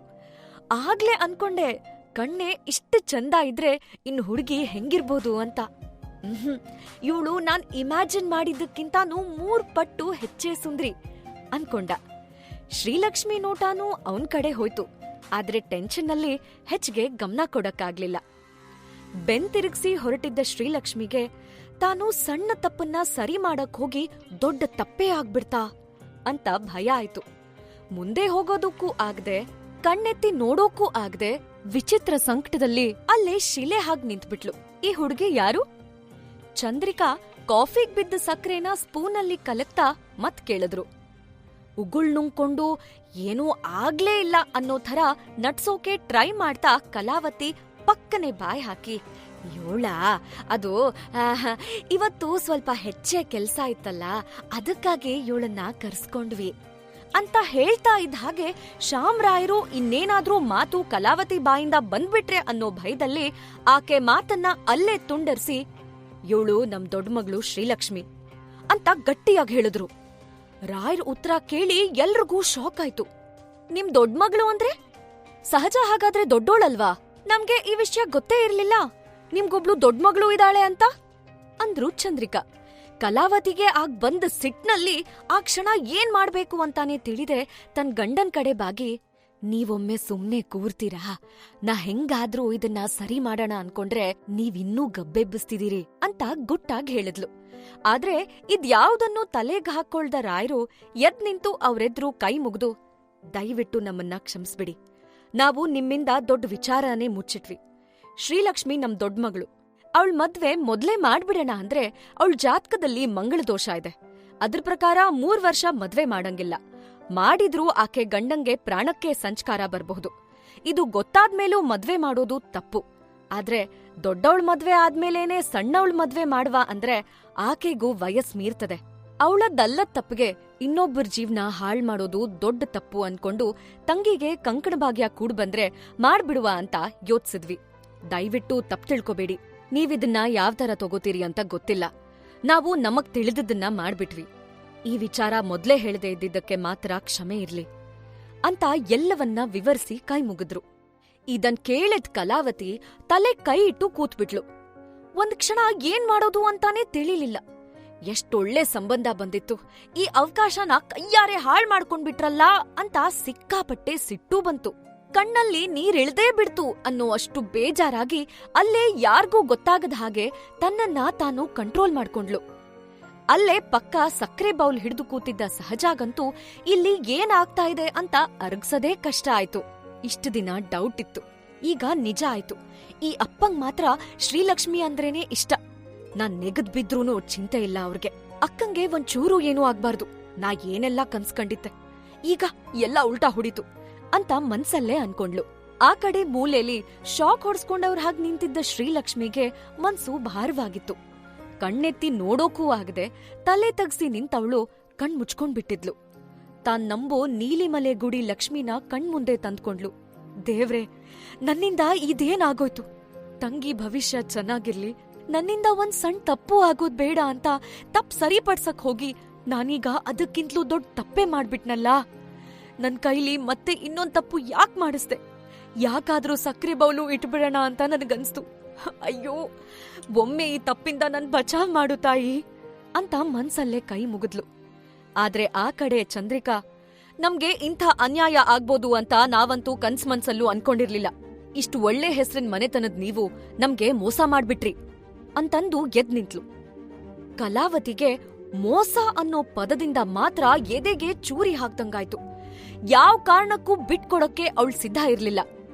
ಎಂಥ ಮಾತಾಡ್ತೀರಿ, ಇದು ಅನ್ಯಾಯ ಹೇಗಾಗ್ತದೆ? ನಾವ್ ನಿಮ್ಗೆ ಯಾವ ಥರದಲ್ಲೂ ಮೋಸ ಮಾಡಿಲ್ಲ ಅಂತ ಅವಳಂದಾಗ ಹೇಳಿದ ಮಾತನ್ನ ವಾಪಸ್ ತಗೊಳ್ಳೋಕೆ ಸಿದ್ಧ ಇರದ ಚಂದ್ರಿಕಾ ಕೂಡ ಮತ್ತು ಜೋರ್ದನಿಲಿ, ಅನ್ಯಾಯ ಅಲ್ದೆ ಮತ್ತಿನ್ನೇನಿದು? ದೊಡ್ಡ ಮಗಳು ಮನೇಲಿದ್ದಾಳೆ ಅನ್ನೋ ವಿಷಯನೇ ಮುಚ್ಚಿಟ್ಟು ಮದ್ವೆಗ್ ಹೊರಟಿದ್ದು ಮೋಸ ಅಲ್ದೆ ಮತ್ತೆಂತ ಅಂತ ತನ್ನದನ್ನೂ ಸಾಧಿಸಿದ್ಲು. ಕಲಾವತಿ ಸೋಲ್ ಮಾತ್ರ ಒಪ್ಕೊಳ್ಳೋದಕ್ಕೆ ರೆಡಿ ಇರ್ಲಿಲ್ಲ. ಅದಕ್ಕಾಗಿ ಏನ್ ಮಾಡೋದಕ್ಕೂ ಸೈ. ಏನೇ ಆದ್ರೂ ತನ್ ವಾದನ ಗಟ್ಟಿಯಾಗಿ ಒತ್ತಿ ಹೇಳೋ ಸ್ಮಾರ್ಟ್ನೆಸ್ ಆಕೆ ಹುಟ್ಟುಗುಣನೇ ಆಗಿದ್ರಿಂದ ಬಾಯ್ ಮುಚ್ಚಿಕೂರೋ ಜಾಯಮಾನವಂತೂ ಅವಳದ್ದಲ್ಲ. ಇಲ್ಲೂ ಅದನ್ನೇ ಮಾಡಿದ್ಲು. ನಾನ್ ವಿಷಯ ಮುಚ್ಚಿಟ್ಟಿದ್ ನಿಜ, ಆದ್ರೆ ಅದು ಅನ್ಯಾಯ ಅಲ್ಲ. ನೋಡಿ, ನಿಮ್ಗೆ ಹೆಣ್ಮಕ್ಳೇ ಇಲ್ಲ. ಹೆಣ್ಮಕ್ಳನ್ನ ಮದ್ವೆ ಮಾಡ್ಸೋ ಕಷ್ಟ ನಿಮಗ್ ಹೆಂಗ್ ಅರ್ಥ ಆಗ್ತದ ಹೇಳಿ? ಆದ್ರೆ ವಿಷಯ ಕೇಳಿ, ಜನ ಹೆಣ್ಮಕ್ಳ ವಿಷಯದಲ್ಲಿ 100 ಕೊಂಕ್ ಹುಡುಕ್ತಾರೆ. ದೊಡ್ಡ ಮಗಳ ಜಾತಕ ಸರಿ ಇಲ್ಲ, ಹಾಗಾಗಿ ಸಣ್ಣ ಮಗಳ ಜಾತಕದಲ್ಲಿ ಏನಿದೆ ಅಂತ ಕೆದಕ್ತಾರೆ. ಇಲ್ದಿರೋ ದೋಷ ಹೊರಿಸ್ತಾರೆ. ಪಾಪ, ಸಣ್ಣವಳು ಏನ್ ತಪ್ಪು ಮಾಡಿದಾಳೆ? ಅಕ್ಕನ್ ಕಾರಣದಿಂದ ತಂಗಿಗ್ಯಾಕ್ ಶಿಕ್ಷೆ ಹೇಳಿ ಅಂದ್ಲು. ಕಲಾವತಿ ಇನ್ನೂ ಮಾತ್ ನಿಲ್ಸ್ಲಿಲ್ಲ. ಶಾಮ್ರಾಯರ್ ಕಡೆ ತಿರುಗಿ, ನಂಗ್ ಗೊತ್ತಿತ್ತು, ಅದಕ್ಕೆ ನಂಗಿದ್ಯಾವ್ದೂ ಕೂಡ ಮುಚ್ಚಿಡೋದಕ್ಕೆ ಇಷ್ಟಾನೇ ಇರ್ಲಿಲ್ಲ. ನಾನ್ ನಿಮಗ್ ಹೇಳ್ದೆ ತಾನೇ ಮೊದ್ಲೇ, ಶ್ರೀಲಕ್ಷ್ಮಿ ವಿಚಾರ ನಾವಿವ್ರಿಗೆ ಹೇಳ್ಬೇಕು ಅಂತ. ನಂಗೆ ಒಂದ್ ಕಣ್ಣಿಗ್ ಬೆಣ್ಣೆ ಇನ್ನೊಂದಕ್ಕೆ ಸುಣ್ಣ ಮಾಡಿ ಅಭ್ಯಾಸನೇ ಇಲ್ಲ. ಅದಕ್ಕೆ ನಾನೇ ಸಕ್ರೆ ತಗೊಂಡ್ಬಾ ಅಂತ ಅವಳನ್ ಕರ್ದೆ ಅಂತ ಉಲ್ಟಾ ಹೊಡ್ದಿದ್ದು ಶಾಮ್ರಾಯರಿಗೆ ಗಂಟ್ಲಲ್ಲಿ ಕಡುಬು ತುರ್ಕಿದ ಹಾಗಾಯ್ತು. ನುಂಗ್ಬೇಕಾ ಉಗುಳ್ಬೇಕಾ ತಿಳಿದೆ ತನ್ನ ಹೆಂಡತಿ ಇನ್ನೊಂದು ಭಯಂಕರ ರೂಪ ನೋಡಿ ದಂಗಾಗ್ಬಿಟ್ರು. ಕಲಾವತಿ ತನ್ನ ಅದ್ಭುತ ಭಾಷಣ ಕಲೆ ಪ್ರದರ್ಶನ ಇನ್ನೂ ನಿಲ್ಸಿರ್ಲಿಲ್ಲ. ಮತ್ತೆ ಚಂದ್ರಿಕಾ ಕಡೆ ನೋಡಿ, ನಾವು ನಿಮ್ಮಂಗೆ ದೊಡ್ಡ ಮನುಷ್ಯರಲ್ಲ. ದುಡ್ಡಿಂದ ಏನ್ ಬೇಕಾದ್ರೂ ಖರೀದಿ ಮಾಡ್ಬೋದು ಅನ್ನೋ ಯೋಚನೆ ಉಳ್ಳವರು ಕೂಡ ಅಲ್ಲ. ನಾವು ಸ್ವಾಭಿಮಾನಿಗಳು. ನಿಮ್ ಈ ಮೋಸ ಅನ್ನೋ ಹಣೆಪಟ್ಟಿ ನನ್ ಮಗಳ ಮೇಲ್ ಮಾತ್ರ ಹಚ್ಬೇಡಿ. ಎಷ್ಟು ದುಡ್ಡಿದ್ರೇನು, ಇಂಥ ಹಣೆಪಟ್ಟಿ ಹೊತ್ತು ನಿಮ್ ಮನೆಗೇನಾದ್ರೂ ಹೋದ್ರೆ ನನ್ ಮಗಳಿಗೆ ಸುಖ ಎಲ್ ಸಿಗ್ತದ ಹೇಳಿ? ಸ್ವಾಭಿಮಾನ ಅಷ್ಟೇ ನಮಗ್ ಮುಖ್ಯ. ಅದಿಲ್ಲದ ಮನೆ ಸಂಬಂಧ ಎಷ್ಟು ದುಡ್ಡಿದ್ರೂ ನಮಗ್ ಬೇಕಾಗಿಲ್ಲ. ನಿಮ್ಗೆ ದೊಡ್ಡ ನಮಸ್ಕಾರ ಅಂತ ರಪ್ ಅಂತ ಕೈ ಮುಗಿದು ಕೂತೇ ಬಿಟ್ಲು. ಅಮ್ಮನ ಇಷ್ಟುದ್ದದ ಬಯಲಾಟ ನೋಡಿ ಸಹಜಾಗಂತೂ ತಲೆ ತಿರುಗ್ದಂಗಾಯ್ತು.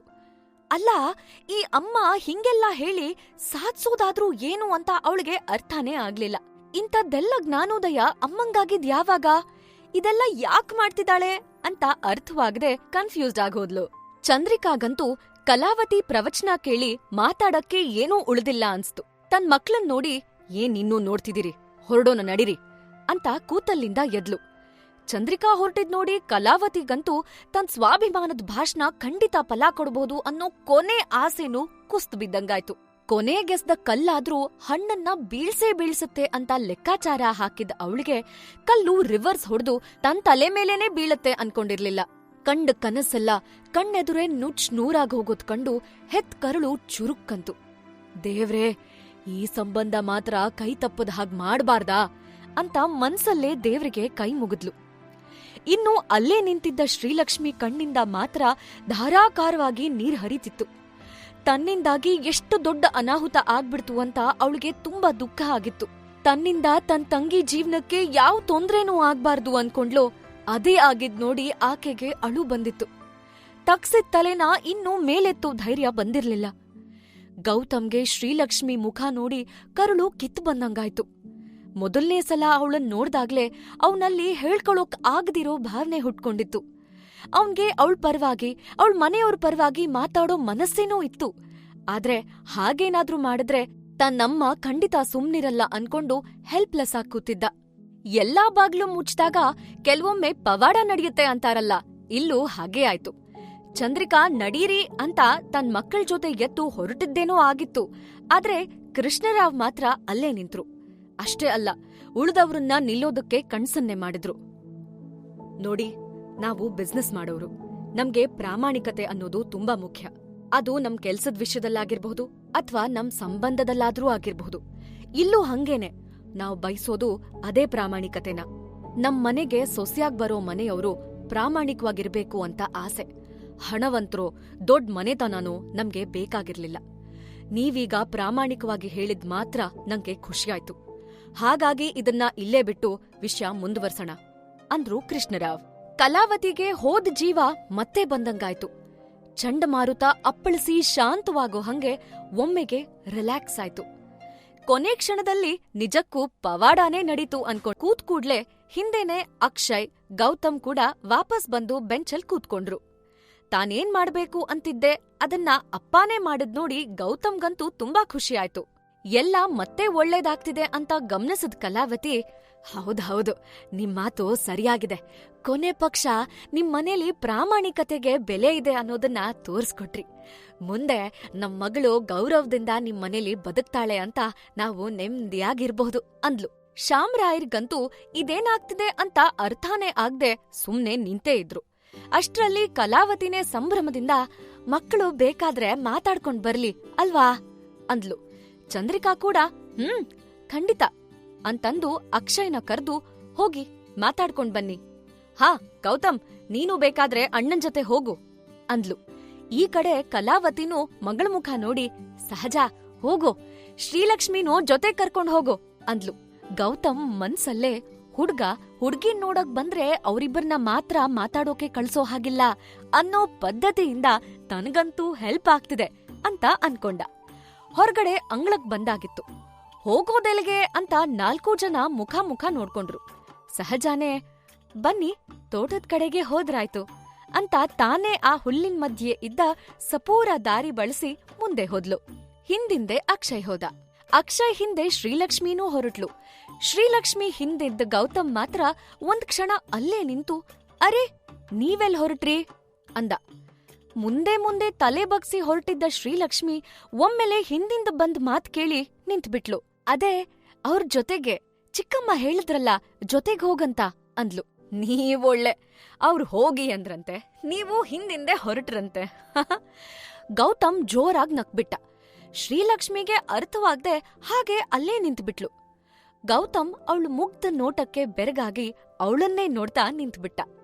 ಗೌತಮ್ ನೋಟ ಎದುರಿಸೋಕಾಗ್ದೆ ಶ್ರೀಲಕ್ಷ್ಮಿ ಮತ್ತೆ ತಲೆ ಕೆಳಗ್ ಹಾಕಿದ್ಲು. ಒಂದರೇ ಕ್ಷಣ ಮೌನ. ಇಬ್ರು ಏನೂ ಮಾತಾಡ್ಲಿಲ್ಲ. ಗೌತಮ್ಗೆ ಆ ಮೌನ ತುಂಬಾ ಹಿತವಾಗಿತ್ತು. ಶ್ರೀಲಕ್ಷ್ಮಿಯ ಆ ಮಿಂಚ್ಗಣ್ಣು, ಮುಗ್ಧ ನೋಟ ಎಲ್ಲ ಸೀದಾ ಎದೆಯೊಳಗೆ ಇಳಿದ್ಬಿಟ್ಟಿತ್ತು.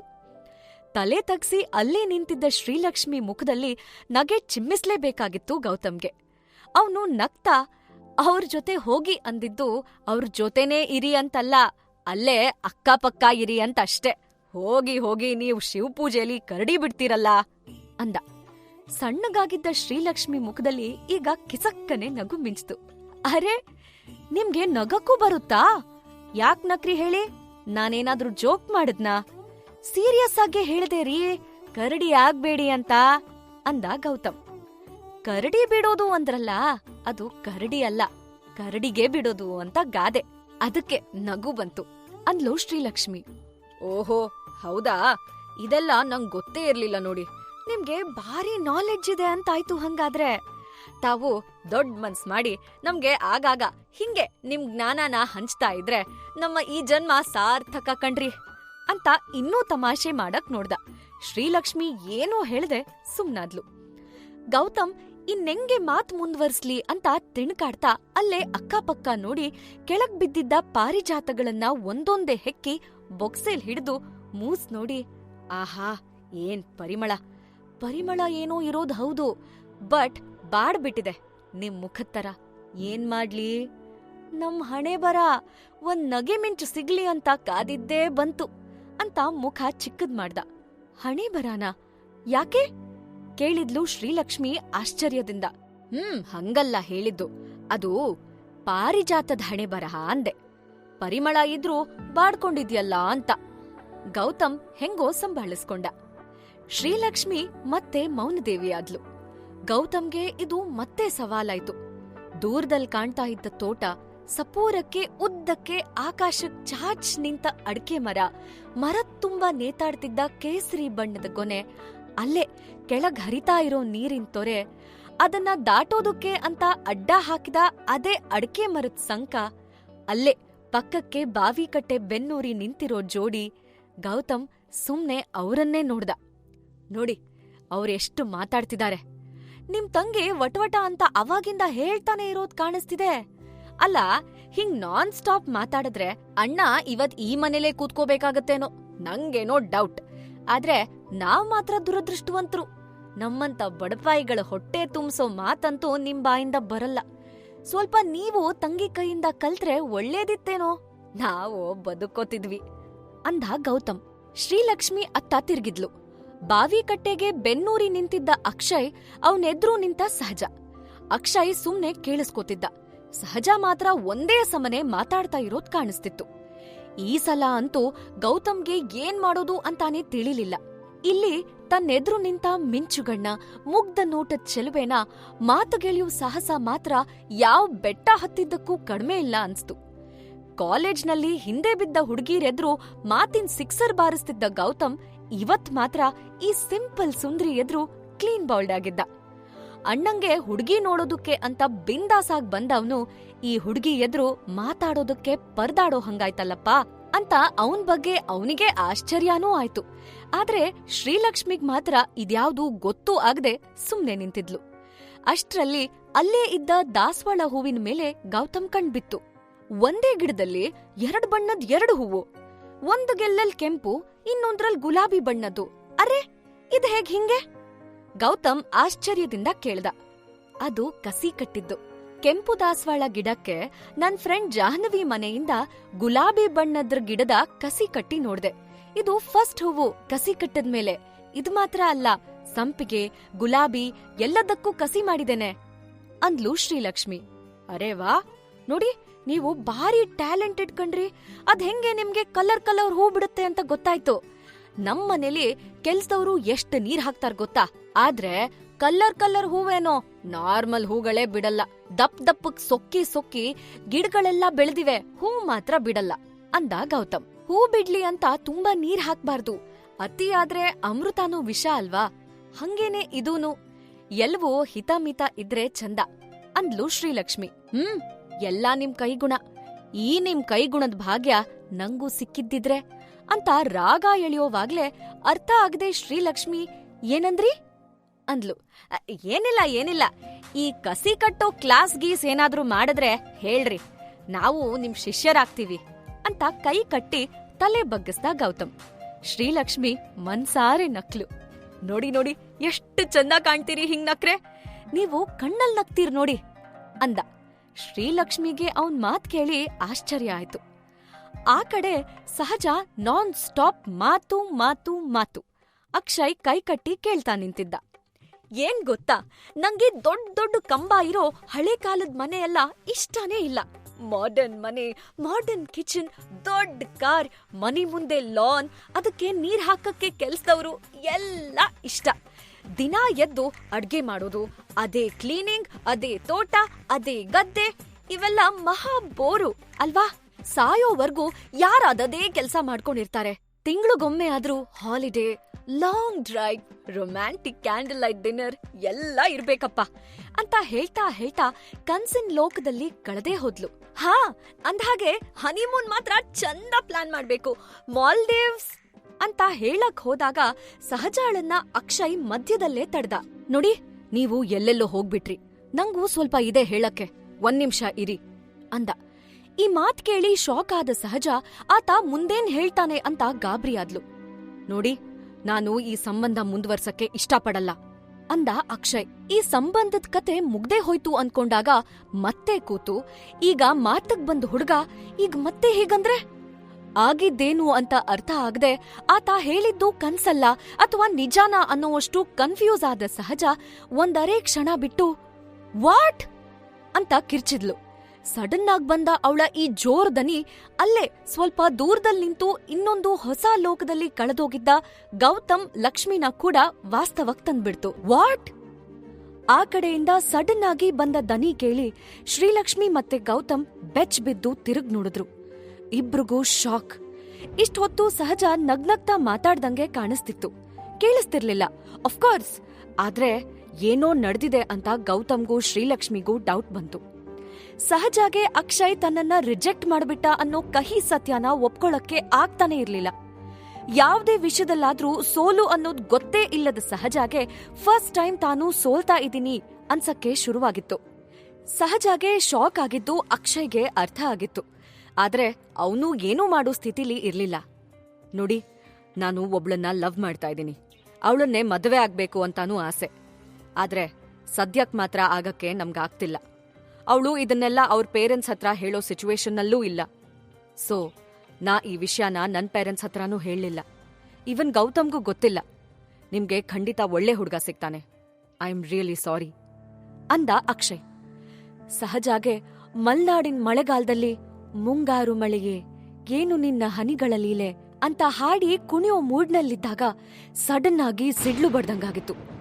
5 ಸ್ಟಾರ್ ಹೋಟೆಲ್ ಊಟ, ರೆಸಾರ್ಟ್, ಸ್ವಿಮ್ಮಿಂಗ್ ಪೂಲಲ್ಲಿ ಹಾಯಾಗಿ ಬಿದ್ಕೊಂಡು ಕಾಕ್ಟೇಲ್ ಹೀರ್ಕೊಂಡು ತಿಂಗ್ಳಿಗೊಂದು ಲಾಂಗ್ ಡ್ರೈವ್, ಫಾರಿನ್ ಹಾಲಿಡೇ ಅಂತೆಲ್ಲ ಕನ್ಸ್ ಕಾಣ್ತಾ ಇದ್ದ ಸಹಜಾಗೆ ಇದನ್ನ ಡೈಜೆಸ್ಟ್ ಮಾಡ್ಕೊಳ್ಳಕ್ಕೆ ಆಗ್ತಾನೆ ಇರ್ಲಿಲ್ಲ.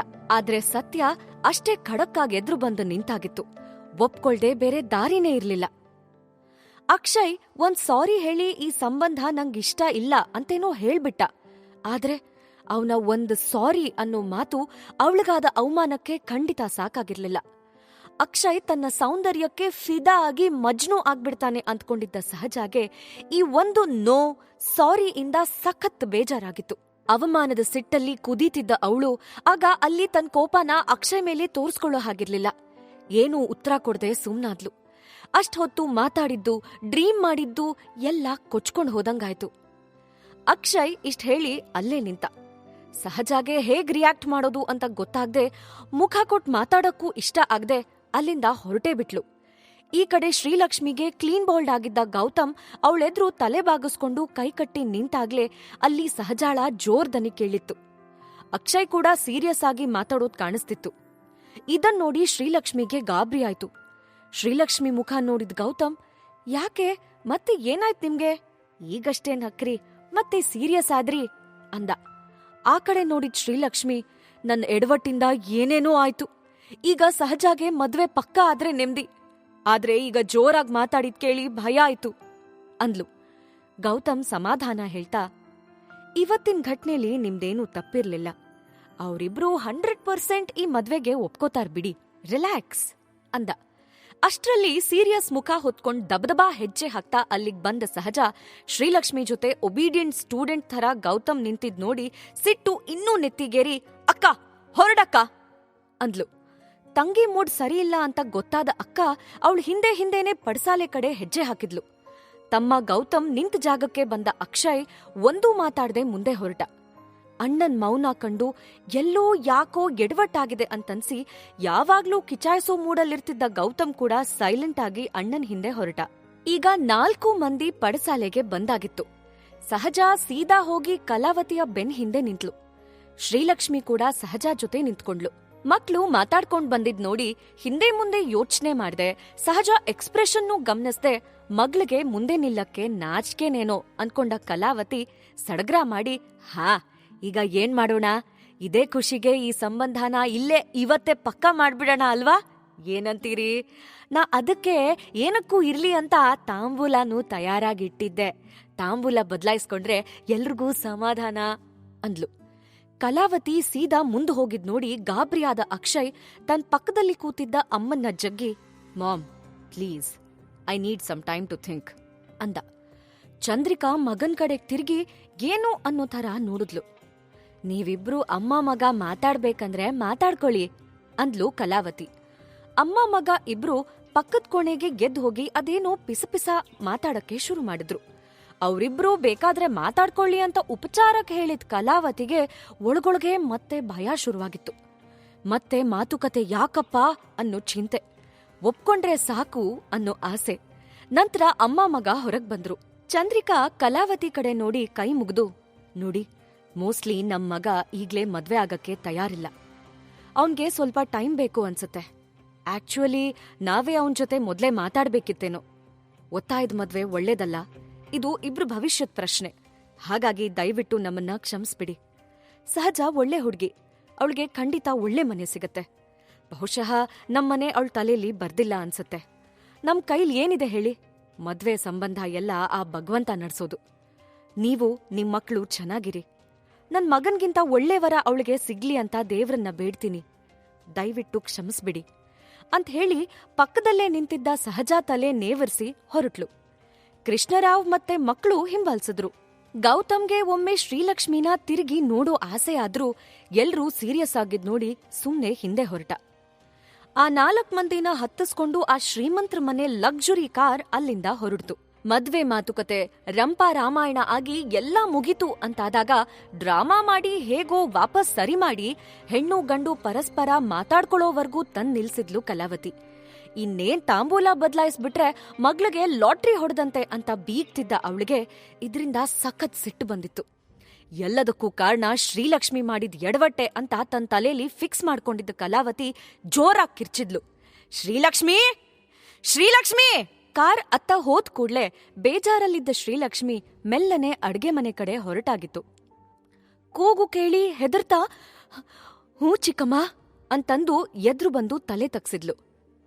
ಯಾಕ್ ಬಂದೆ ನೀನು? ನಿಂಗೆ ನಾನ್ ಅಷ್ಟು ಚೆನ್ನಾಗ್ ಮೊದ್ಲೇ ಹೇಳಿದ್ದೆ ತಾನೆ ಬರ್ಬೇಡ ಬರ್ಬೇಡ ಅಂತ. ಆದ್ರೂ ಬಂದಿದ್ಯಾಕೆ ನೀನು? ಹೇಳೋ, ಬಂದಿದ್ಯಾಕೆ?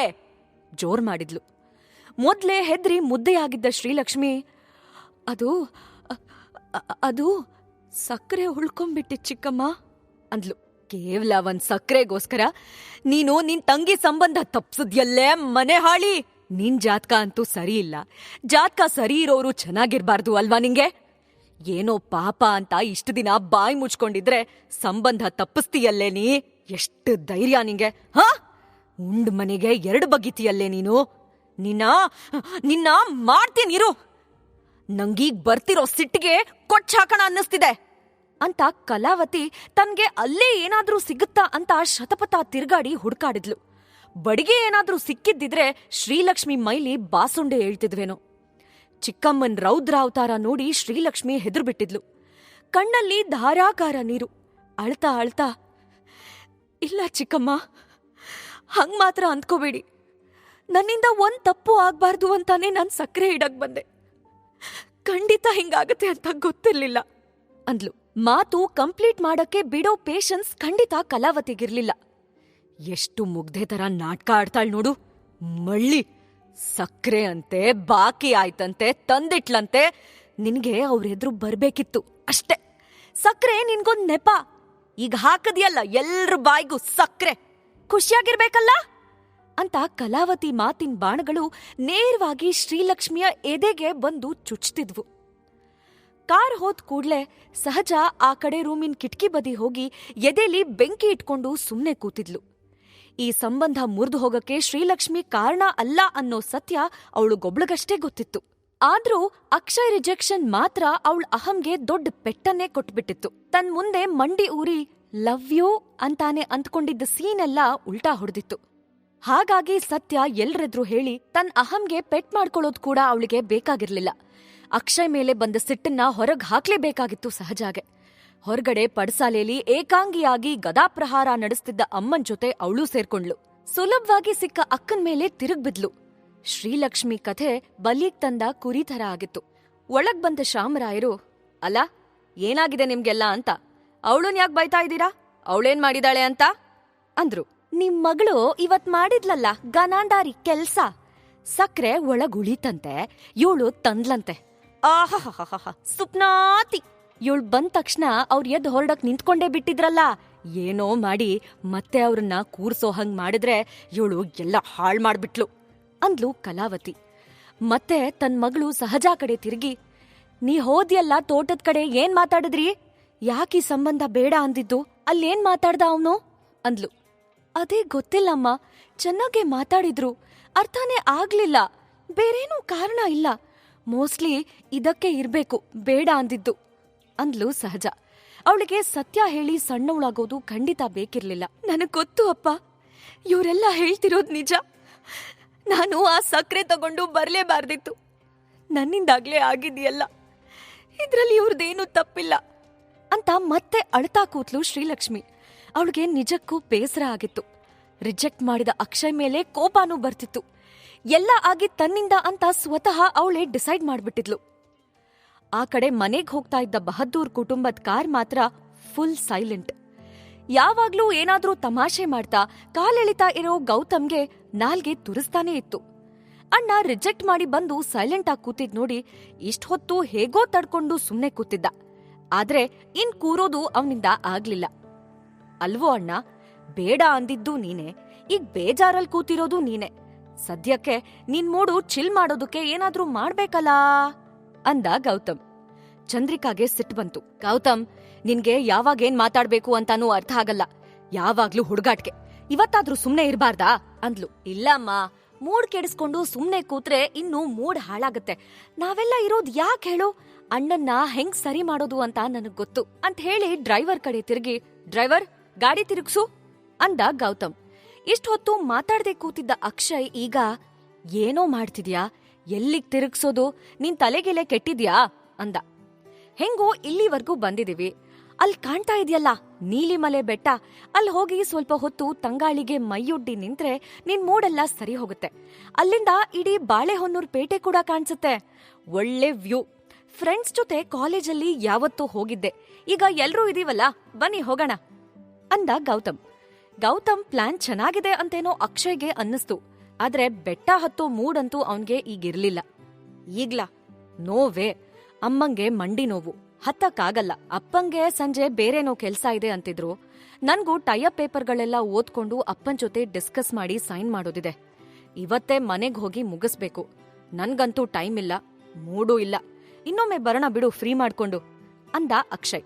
ಸರಿ, ನೀವಂತೂ ಬರಲ್ಲ, ನನ್ಗೆ ಬಿಡೋ ಮನಸ್ಸಿಲ್ಲ. ಏನ್ ಮಾಡೋದು? ನನ್ ಹತ್ರ ಇವತ್ತು ಬೇಕಾದಷ್ಟ್ ಟೈಮ್ ಇದೆ. ನಾನಂತೂ ಬೆಟ್ಟ ಏರಿ ಸ್ವಲ್ಪ ಹೊತ್ತು ಕೂತೆ ಬರೋದು, ಆಗಿದ್ದಾಗ್ಲಿ ಅಂತಂದು ಡ್ರೈವರ್ಗೆ ಗಾಡಿ ನಿಲ್ಸಕ್ ಹೇಳ್ದ. ಚಂದ್ರಿಕಾ ಅಂತೂ, ಏನೋ ನಿಂದಿದ್ ಹುಡ್ಗಾಟ, ಇನ್ನೊಮ್ಮೆ ಬಂದ್ರಾಗಲ್ವಾ? ಈ ಹಳ್ಳಿ ಮಧ್ಯೆ ಇಳಿದ್ರೆ ವಾಪಸ್ ಹೆಂಗ್ ಬರ್ತಿ ಹೇಳು ಅಂದ್ಲು. ಡೋಂಟ್ ವರಿ ಮಾಮ್, ಏನಾದ್ರೂ ಹೋಗೋ ಬರೋ ಗಾಡಿ ಸಿಗತ್ತೆ. ಅದಿಲ್ದೇ ಇದ್ರೂ ಬಸ್ ಅಂತೂ ಇದ್ದೇ ಇದೆಯಲ್ಲ ಅಂತ ಗಾಡಿ ಇಳ್ದ. ಕಾರ್ ಮುಂದಕ್ ಹೋಯ್ತು. ಗೌತಮ್ಗೆ ಬೇಕಾಗಿದ್ದಿದ್ದು ಇದೇನೆ. ಅವನಿಗೆ ಒಬ್ನೇ ಕಾರಿಂದ ಇಳಿಬೇಕಿತ್ತು. ಅಣ್ಣ ಬಾ ಅಂದ್ರೆ ಈ ಟೈಮಲ್ ಖಂಡಿತ ಬರಲ್ಲ ಅಂತಾನೂ ಸರಿಯಾಗಿ ಗೊತ್ತಿತ್ತು. ಅಮ್ಮಂಗೆ ಮಂಡಿ ನೋವು, ಬೆಟ್ಟ ಏರಲ್ಲ ಅನ್ನೋದೂ ಕೂಡ ಗೊತ್ತಿತ್ತು. ಇನ್ನು ಅಪ್ಪ ಅಂತೂ ಮೇಲುಸ್ತುವಾರಿ ನೋಡ್ಕೊಳ್ಳೋರು, ಫುಲ್ ಬ್ಯುಸಿ. ಅವರು ಇಂಥದಕ್ಕೆಲ್ಲ ಹೊರಡೋರೇ ಅಲ್ಲ ಅನ್ನೋದು ಪಕ್ಕ. ಅದೇ ಧೈರ್ಯದಿಂದ ಬೆಟ್ಟ ಹತ್ತಣ ಅಂತ ಆಫರ್ ಕೊಟ್ಟಿದ್ದ. ಕಾರಿಂದ ಇಳಿದಿದ್ದೇನೋ ಆಗಿತ್ತು. ಈಗ ಹೋಗೋದೆಲ್ಗೆ? ಸುಮ್ನೆ ಆ ಸಪೂರ ದಾರಿಲಿ ವಾಪಸ್ ನಡೀತಾ ಬರ್ತಿದ್ದ. ಆಗಿದ್ದಾಗ್ಲಿ ಅಂತ ಅದ್ಯಾರ್ದೋ ಟೂ ವೀಲರ್ಗೆ ಕೈ ಅಡ್ಡ ಹಿಡ್ದ. ಹತ್ತಿಸ್ಕೊಂಡ್ರು. ಇಲ್ಲೇ ಮುಂದೆ ನೀಲಿಮಲೆ ಬೆಟ್ಟ ಇದೆಯಲ್ಲ, ಅದಕ್ ಹೋಗಕ್ಕೆ ರೋಡ್ ಟರ್ನ್ ತಗೊಳುತ್ತಲ್ಲ, ಅಲ್ಲೇ ಬಿಟ್ಬಿಡಿ ಅಂದ. ಸ್ಕೂಟರು ಹೋಗಿ ನೀಲಿ ಗೇಟ್ ಮುಂದೆ ನಿಂತ್ಕೋತು. ಥ್ಯಾಂಕ್ಸ್ ಹೇಳಿ ಇಳ್ದ ಗೌತಮ್ ಗೇಟ್ ನೋಡಿ, ಓ ನೀಲಿ ಗೇಟು, ಅದೇ ಜಾಹ್ನವಿ ಮನೆ, ಶ್ರೀಲಕ್ಷ್ಮಿ ಫ್ರೆಂಡು, ದಾಸವಾಳ ಗಿಡ. ಕರೆಕ್ಟ್ ಆದ ಜಾಗದಲ್ಲೇ ಇಳಿಸಿದೆ ಸ್ಕೂಟರ್. ಭೇಷ್ ಗೌತಮ್, ಯಾಕೋ ಲಕ್ಕಿದೆ ಅನ್ಸುತ್ತೆ ಅಂತ ತನ್ ಬೆನ್ನು ತಾನೇ ತಟ್ಕೊಂಡ. ಸರಿ, ಈಗ ನಿಜವಾಗ್ಲೂ ಬೆಟ್ಟ ಇರೋದಾ ಅಥವಾ ಇಲ್ಲೇ ನಿಂತು ಜಾಹ್ನವಿ ಏನಾದ್ರೂ ಹೊರಗ್ ಬರ್ತಾಳಾ ಅಂತ ಕಾಯೋದಾ? ಯಾಕಂದ್ರೆ ಶ್ರೀಲಕ್ಷ್ಮಿ ಬಗ್ಗೆ ಮೋರ್ ಡೀಟೇಲ್ಸ್ ಕಲೆಕ್ಟ್ ಮಾಡ್ಬೇಕಾಗೋದು ಇವಳೆಂದಾನೆ. ಏನ್ ಮಾಡೋದು ಅಂತ ಯೋಚನೆ ಮಾಡಿ ಡಿಸೈಡ್ ಮಾಡಕ್ಕಾಗ್ದೆ ಪಾಕೆಟ್ ತಡ್ಕಾಡಿ ಕಾಯಿನ್ ತೆಗ್ದು ಟಾಸ್ ಹಾಕ್ದ. ಟೇಲ್ ಬಿತ್ತು. ಓಕೆ, ಹಂಗಾದ್ರೆ ಬೆಟ್ಟ. ಈ ನಾಣ್ಯ ಹೇಳ್ತಿದೆ, ಮಗ್ನೆ ನಿನ್ ಲಕ್ಕು ಬೆಟ್ಟದ ಮೇಲಿದೆ ಅಂತ. ಸರಿ, ಒಂದ್ ಕೈ ನೋಡೇ ಬಿಡೋಣ ಅನ್ಕೊಂಡು ಬೆಟ್ಟದ ದಾರಿ ಹಿಡ್ದ. ಈ ಕಡೆ ಶ್ರೀಲಕ್ಷ್ಮಿ ಅತ್ಕೊಂಡು ಬೇಜಾರಲ್ಲಿ ಮನೆ ಗೇಟ್ ದಾಟಿ ಬಂದಿದ್ದೇನೋ ಆಗಿತ್ತು. ಅವಳು ಹಿಂಗ್ ಯಾವತ್ತೂ ಮಾಡ್ದವಳೆ ಅಲ್ಲ. ಚಿಕ್ಕಮ್ಮ ಏನೇ ಅಂದ್ರೂ ನಗ್ನಗ್ತಾ ಎಲ್ಲಾನೂ ಸರಿ ಮಾಡೋಳು. ಆದ್ರೆ ಈ ಸಲ ತಾನು ತಪ್ಪು ಮಾಡ್ಬಿಟ್ಟೆ ಅಂತ ತುಂಬಾ ಅನ್ನಿಸ್ತಾ ಇತ್ತು. ಸಖತ್ ಬೇಜಾರಾಗಿತ್ತು. ತನ್ನಿಂದಾಗೆ ತಂಗಿ ಸಂಬಂಧ ತಪ್ತು ಅನ್ಸ್ತು. ಅದೇ ಬೇಜಾರಲ್ಲಿ ಹಿಂದ್ ಮುಂದೆ ಯೋಚನೆ ಮಾಡ್ದೆ ಸೀದಾ ಎದ್ದು ಬಂದಿದ್ಲು. ಸ್ವಲ್ಪ ಹೊತ್ತು ಒಬ್ಳೇ ಎಲ್ಲಾದ್ರೂ ಕೂರ್ಬೇಕು ಅಂತನ್ಸಿ ತಾನ್ ನಂಬೋ ಲಕ್ಷ್ಮೀ ಗುಡಿ ಎದ್ರಾದ್ರೂ ಕೂತು ಮನೆಗ್ ಹೋಗೋಣ ಅಂದ್ಕೋತಾ ಬರ್ತಿದ್ಲು. ಆ ಕಡೆ ತನ್ ಮನೆ ಅಂಗಳದಲ್ಲಿ ನಿಂತಿದ್ದ ಜಾಹ್ನವಿಗೆ ಬಹದ್ದೂರ್ ಫ್ಯಾಮಿಲಿ ಕಾರ್ ಬರ್ರಂತ ಹೋಗಿದ್ ಕಾಣಿಸ್ತು. ಓ, ಗಂಡಿನ ಕಡೆಯವರು ವಾಪಸ್ ಹೋಗಾಯ್ತು ಅಂದ್ಕೊಂಡು ಅವತ್ತೇನೋ ಹೊಸ ಸ್ವೀಟ್ ರೆಸಿಪಿ ನೋಡಿ ಟ್ರೈ ಮಾಡಿದ್ದನ್ನ ಶ್ರೀಲಕ್ಷ್ಮಿ ಮನೆಗೂ ಕೊಡೋಣ ಅಂದ್ಕೊಂಡು ಡಬ್ಬದಲ್ಲಿ ಹಾಕಿ ಶ್ರೀಲಕ್ಷ್ಮಿ ಮನೆ ಕಡೆ ಹೊರಟಿದ್ಲು ಜಾಹ್ನವಿ. ಶ್ರೀಲಕ್ಷ್ಮಿ ಮನೆ ತಲುಪೋ ಮೊದ್ಲೇ ದಾರಿಲಿ ಅವಳೇ ಸಿಕ್ಲು. ಹುಡುಗನ್ ಕಡೆಯವರಿಂದ ಶುಭ ಸುದ್ದಿ ಸಿಕ್ತೇನೆ ಅಂತ ಕೇಳೋಣ ಅಂತ ಬಾಯಿ ತೆಗ್ದವಳಿಗೆ ಶ್ರೀಲಕ್ಷ್ಮಿ ಅಳು ಮುಖ ಕಂಡು ಏನೋ ಸೀರಿಯಸ್ ಆಗೇ ಆಗಿದೆ ಅಂತ ಜಾಹ್ನವಿಗೆ ಅರ್ಥ ಆಯ್ತು. ಯಾವತ್ತೂ ಶ್ರೀಲಕ್ಷ್ಮಿನ ಈ ಅವತಾರದಲ್ಲಿ ನೋಡೇ ಇಲ್ಲ ಜಾಹ್ನವಿ.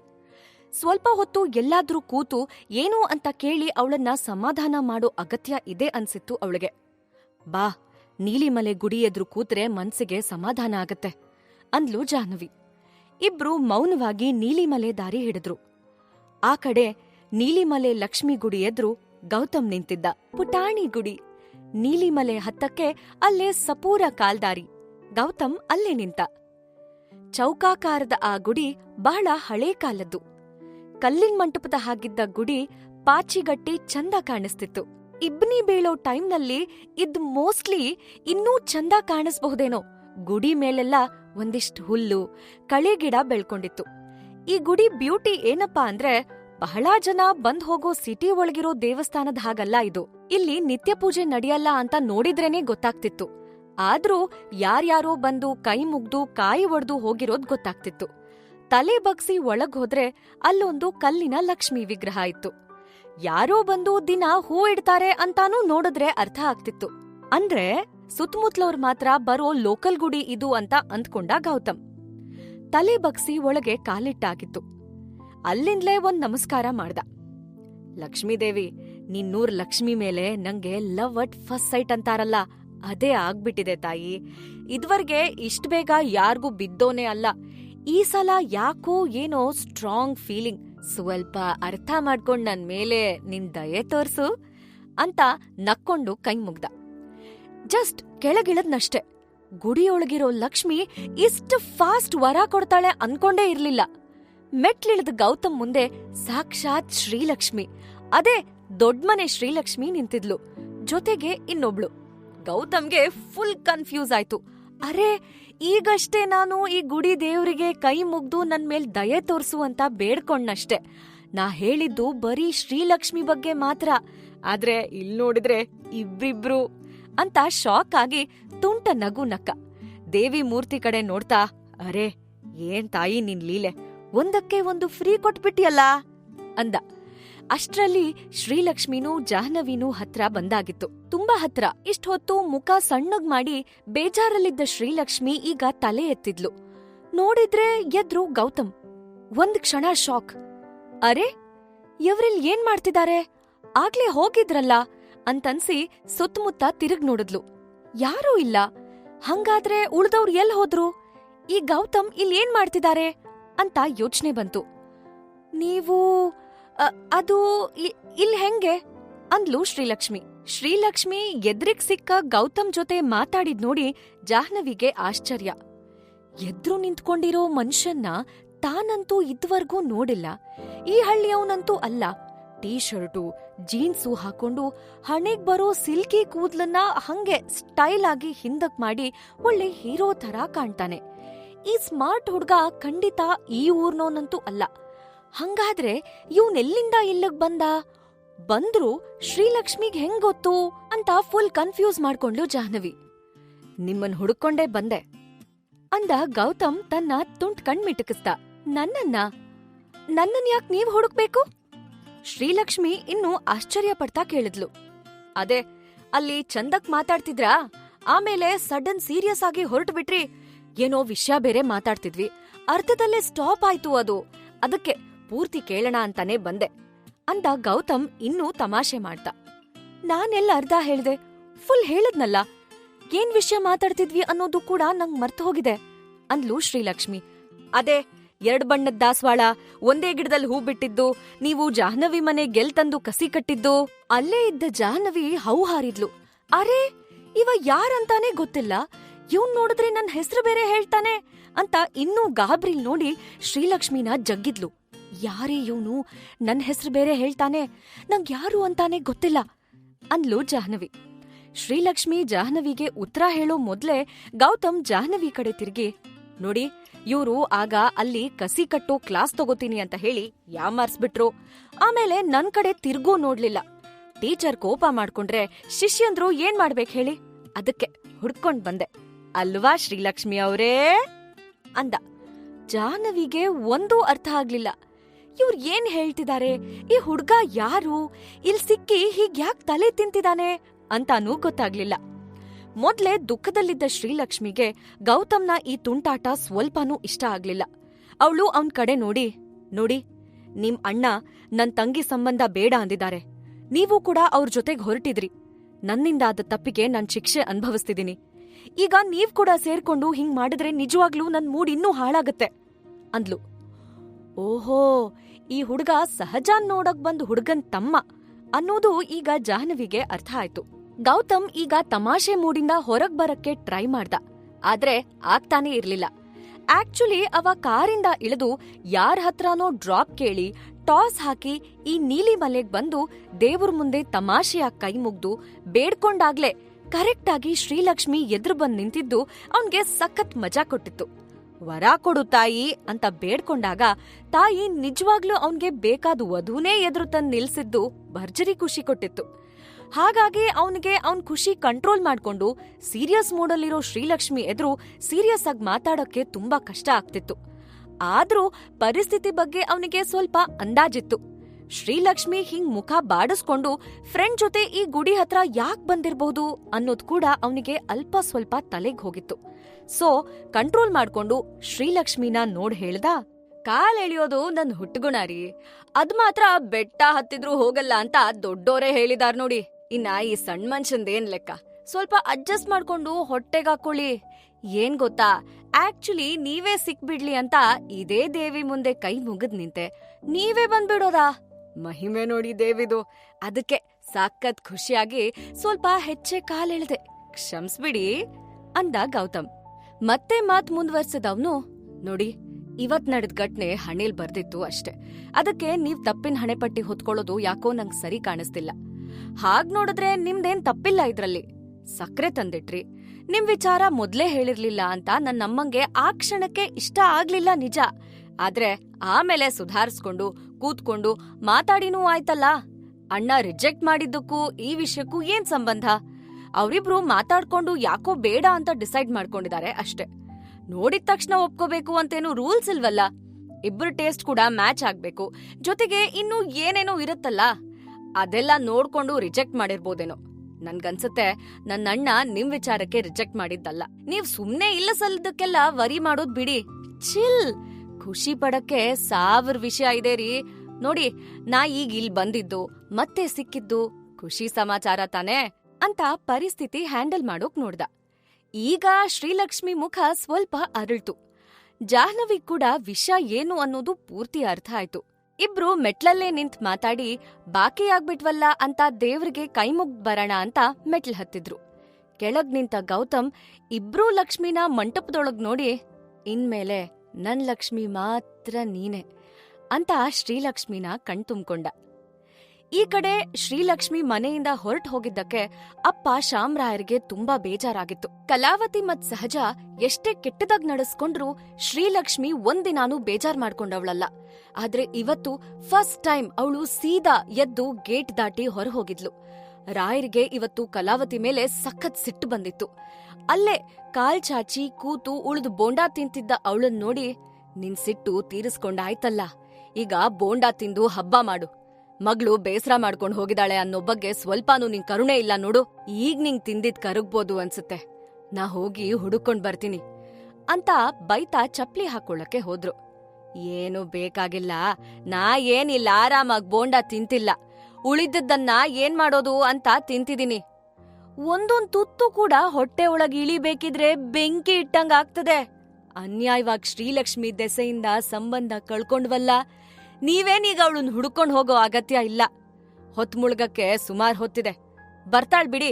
ಅಬ್ಬಬ್ಬ ಅಂದ್ರೆ ಎಲ್ಲಿಗ್ ಹೋಗ್ಬೋದ್ ಹೇಳಿ? ಒಂದು ಆ ಜಾಹ್ನವಿ ಮನೆಗೆ, ಇಲ್ವೋ ಆ ನೀಲಿಮಲೆ ಗುಡಿಗ್ ಹೋಗಿರ್ಬೋದು. ಬರ್ತಾಳೆ. ನೀವು ಅವಳ ಬಗ್ಗೆ ಕನಿಕರ ತೋರ್ಸೋದ್ ಬಿಟ್ಟು ಸ್ವಲ್ಪ ಸಹಜ ಮೇಲೂನು ಗಮನ ಕೊಡಿ. ಆವಾಗಿಂದ ಉಪ್ಪರ್ಗೆ ಹತ್ ಕೂತವಳು ಇನ್ನೂ ಬಂದಿಲ್ಲ. ನಂಗೆ ಸಮಾಧಾನ ಮಾಡ್ ಸಾಕಾಯ್ತು. ನಂಗ್ ಹೇಳ್ತಿರಲ್ಲ, ನೀವು ಕೂಡ ಒಂದ್ ಕಣ್ಣಿಗ್ ಬೆಣ್ಣೆ ಇನ್ನೊಂದಕ್ ಸುಣ್ಣ ಹಾಕೋ ಅಭ್ಯಾಸ ಬಿಟ್ಬಿಡಿ ಅಂತ ಸಲೀಸಾಗ್ ಹೇಳಿ ಬೋಂಡಾ ತಿನ್ನೋದನ್ನ ಮುಂದುವರ್ಸಿದ್ಲು. ರಾಯ್ರು ಹಾಕಿದ ಚಪ್ಲಿನ ಮತ್ತೆ ಅಲ್ಲೇ ಬಿಟ್ಟು ಸಿಟ್ಟಲ್ಲಿ ಪಡ್ಸಾಲೆಗ್ ಬಂದು ಒಂದು ಕವಳ ಹಾಕಿ ಪೇಪರ್ ಹಿಡ್ಕೊಂಡ್ರು.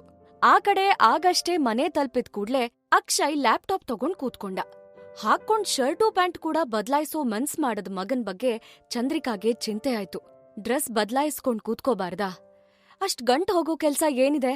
ನಾಳೆ ಭಾನ್ವಾರ ಬೇರೆ, ಸ್ವಲ್ಪ ಹೊತ್ತು ಆರಾಮ್ ಮಾಡ್ಕೊಂಡು ಕೆಲ್ಸಕ್ ಹೊರಟ್ರೆ ಸಾಕು ಅಂತಂದು ಫ್ರಿಡ್ಜಿಂದ ಮಾಡಿಟ್ಟಿದ್ದ ತಣ್ಣನೆ ಜ್ಯೂಸ್ ಗ್ಲಾಸಲ್ ಹಾಕ್ಕೊಡೋಣ ಅಂತ ಒಳಗ್ ಹೋದ್ಲು. ತಾನ್ ಮಾತಾಡಿದ್ರೂನೂ ಉತ್ತರಾನೇ ಕೊಡ್ದೆ ಲ್ಯಾಪ್ಟಾಪ್ ಸ್ಕ್ರೀನ್ ಒಳಗೆ ಮುಖ ತೂರಿಸ್ಕೊಂಡವ್ರ ಹಾಗೆ ಕೂತಿದ್ದ ಮಗನ್ ನೋಡಿ ಚಂದ್ರಿಕಾಗೆ ಇನ್ನೂ ಅಸಮಾಧಾನ ಹೆಚ್ಚಾಯ್ತು. ಗ್ಲಾಸ್ ತಗೊಂಡ್ ಬಂದು ಮಗನ್ ಮುಂದೆ ಇಟ್ಟು ಕಾರಲ್ ಬರ್ತಾ ಒಂದ್ ಮಾತೂ ಆಡ್ಲಿಲ್ಲ. ಸರಿ, ಓಕೆ, ಡ್ರೈವರ್ ಇದ್ದ ಅಂತ ಮಾತಾಡ್ಲಿಲ್ಲ, ಒಪ್ಕೊಂಡೆ. ಅದಕ್ಕೆ ಅಲ್ಲಿ ನಾನು ಏನೂ ಕೇಳ್ಲಿಲ್ಲ, ನಿನ್ ಪಾಡಕ್ ಬಿಟ್ಟೆ. ಇಲ್ ಬಂದ್ಮೇಲೂ ಹಿಂಗೆ ಕೂತ್ರೆ ಹೆಂಗೆ? ಹೆತ್ತೋರು, ನಮ್ ಕಷ್ಟ ನಿಂಗ್ ಅರ್ಥ ಆಗತ್ತಾ?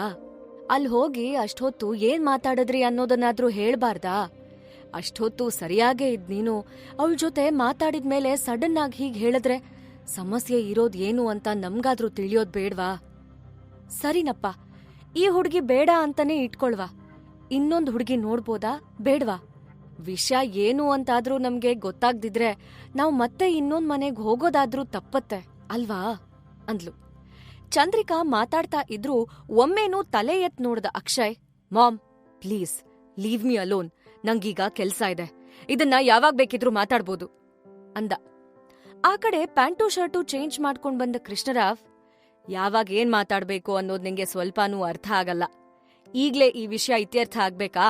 ಅವನು ಏನೋ ಕೆಲ್ಸದಲ್ಲಿ ಬ್ಯುಸಿ ಇದ್ದಾನೆ, ಹೇಳ್ತಿದಾನಲ್ವಾ, ಬಿಡು ಈಗ ಆ ವಿಷಯ ಅಂದ್ರು. ಅಪ್ಪಾನೂ ಮಗನ್ ಪರ ಮಾತಾಡಿದ್ ನೋಡಿ ಚಂದ್ರಿಕಾಗೆ ಸಿಟ್ಟು ಬಂತು. ನೀವಿಬ್ರು ಒಂದೇ. ಅಲ್ ಗೌತಮ್ ನೋಡಿದ್ರೆ ಇದ್ಯಾವುದ್ರ ಚಿಂತೆನೂ ಇಲ್ದಂಗೆ ಬೆಟ್ಟ ಹತ್ತಕ್ ಹೋಗಿದಾನೆ. ಅವನಿಗಿನ್ನೂ ಹುಡುಗಾಟಿಕೆ ಬಿಟ್ಟಿಲ್ಲ. ನಿಮ್ಮೆಲ್ರ ಮಧ್ಯೆ ನನ್ ಕತೆ ಕೇಳೋರೇ ಇಲ್ಲ ಅನ್ಕೊಂಡು ಎದ್ಲು. ಅಕ್ಷಯ್ ಸ್ಕ್ರೀನ್ ಒಳಗೆ ಕಳೆದೋಗಿದ್ದ. ಈ ಕಡೆ ನೀಲಿಮಲೆ ಬೆಟ್ಟದ ಬುಡದಲ್ಲಿ ದೇವಿಗೆ ನಮಸ್ಕಾರ ಮಾಡ್ತಾ ಶ್ರೀಲಕ್ಷ್ಮಿ ಮನ್ಸಲ್ಲೇ ಅಂದ್ಕೊಂಡ್ಲು, ಇವತ್ ಬೆಳಗ್ಗೆ ಒಂದ್ ಕಾಯಿ ಒಡ್ದು ಬೇಡ್ಕೊಂಡಿದ್ದೆ ತಂಗಿಗೆ ಈ ಸಂಬಂಧ ಕೂಡ್ಬರ್ಲಿ ಅಂತ. ಆದ್ರೂ ಹಣೆ ಬರಹ ಬೇರೇನೇ ಇತ್ತು ಅನ್ಸತ್ತೆ. ನೀನ್ ನನ್ ಕೈಲೇ ತಪ್ಪು ಮಾಡಿಸ್ದೆ. ತಪ್ಪು ಸರಿ ಮಾಡಕ್ ಹೋಗಿ ದೊಡ್ಡ ತಪ್ಪಾಗೋಯ್ತು. ಆಗಿದ್ದಾಗೋಯ್ತು. ನನ್ ತಪ್ಪಿಗೆ ನಾನು ಪ್ರಾಯಶ್ಚಿತ್ತ ಮಾಡ್ಕೋತೀನಿ. ಆದ್ರೆ ಸಹಜ, ಒಳ್ಳೆ ಮನೆ ಸೇರೋ ಹಾಗ್ ಮಾಡೋ ಭಾರ ಮಾತ್ರ ನಿನ್ಗೆ ಬಿಟ್ಟಿದಿನ್ ನೋಡು ಅನ್ಕೊಂಡು ಕೈ ಮುಗ್ದು ಗುಡಿಗೆ ಪ್ರದಕ್ಷಿಣೆ ಹಾಕ್ತಿದ್ಲು. ಅಲ್ಲೇ ಕೆಳಗೆ ಮರದ್ ಬೊಡ್ಡೆ ಮೇಲ್ ಕೂತಿದ್ದ ಗೌತಮ್ ಅವಳೇ ನೋಡ್ತಿದ್ದ. ಅರೆ, ನೀವಿನ್ನು ಹೊರಟಿಲ್ವಾ? ಶ್ರೀಲಕ್ಷ್ಮಿನೇ ನೋಡ್ತಿದ್ ಗೌತಮ್ನ ಕಂಡು ಜಾಹ್ನವಿನೇ ಕೇಳಿದ್ಲು. ಛೇ, ಹೋಗಿ ಅಂತೀರಾ ನೀವು ಅಂತ ಬೇಸರ ಮಾಡ್ಕೊಂಡಂಗೆ ನಾಟಕ ಮಾಡ್ತಾ, ದೇವ್ರು ಕಣ್ಮುಂದೆನೇ ಇರ್ಬೇಕಾದ್ರೆ ಬಿಟ್ ಹೋಗಕ್ಕೆ ಮನಸ್ಸಾದ್ರೂ ಹೆಂಗ್ ಬರತ್ತೆ ಹೇಳಿ ಅಂತ ಶ್ರೀಲಕ್ಷ್ಮಿನೇ ನೋಡ್ದ ಗೌತಮ್. ಈಗ ಜಾಹ್ನವಿಗೆ ವಿಷಯ ಪೂರ್ತಿಯಾಗಿ ಅರ್ಥ ಆಯ್ತು. ಒತ್ತಿ ಬಂದ ನಗೆನ ಕಂಟ್ರೋಲ್ ಮಾಡ್ತಾ, ಓಹೋ ಹಂಗ ವಿಷಯ, ನೀವ್ ನಡ್ದಾಡೋ ದೇವ್ರ ಬಗ್ಗೆ ಹೇಳ್ತಿದ್ದೀರಿ ಅಂತಾಯ್ತು ಅಂದ್ಲು. ಹೌದು, ಮತ್ತೆ ನಾವು ಅವ್ರಿಗೆ ತುಂಬಾ ಡಿವೋಟೆಡ್, ಹಂಗೇನೆ ಕಮಿಟೆಡ್ ಅಂದ್ಬಿಟ್ಟ. ಓಹೋಹೋಹೋಹೋ, ಹಿಂಗಿದೆ ವಿಷಯ. ಇಷ್ಟು ಬೇಗ ವಿಷಯ ಇಲ್ಲಿಗ್ ಮುಟ್ಟುತ್ತೆ ಅಂದ್ಕೊಂಡಿರ್ಲಿಲ್ಲ ನಾನು. ಅಂದಂಗೆ ತಮ್ ಬಗ್ಗೆ ತಾವೇ ಹೇಳ್ಕೊಳ್ಳೋರ್ನ ನಾವೆಲ್ಲ ಅಷ್ಟ್ ನಂಬಲ್ಲ ಅಂತ ಕಿಚಾಯಿಸಿದ್ಲು. ಶ್ರೀಲಕ್ಷ್ಮಿ ಪ್ರದಕ್ಷಿಣೆ ಮುಗಿಸ್ಕೊಂಡು ಮೆಟ್ಲಿಳಿದು ಬಂದ್ಲು. ಇವರಿಬ್ರು ಏನ್ ಮಾತಾಡ್ತಿದ್ರೋ ಅವಳಗ್ ಗೊತ್ತಿಲ್ಲ.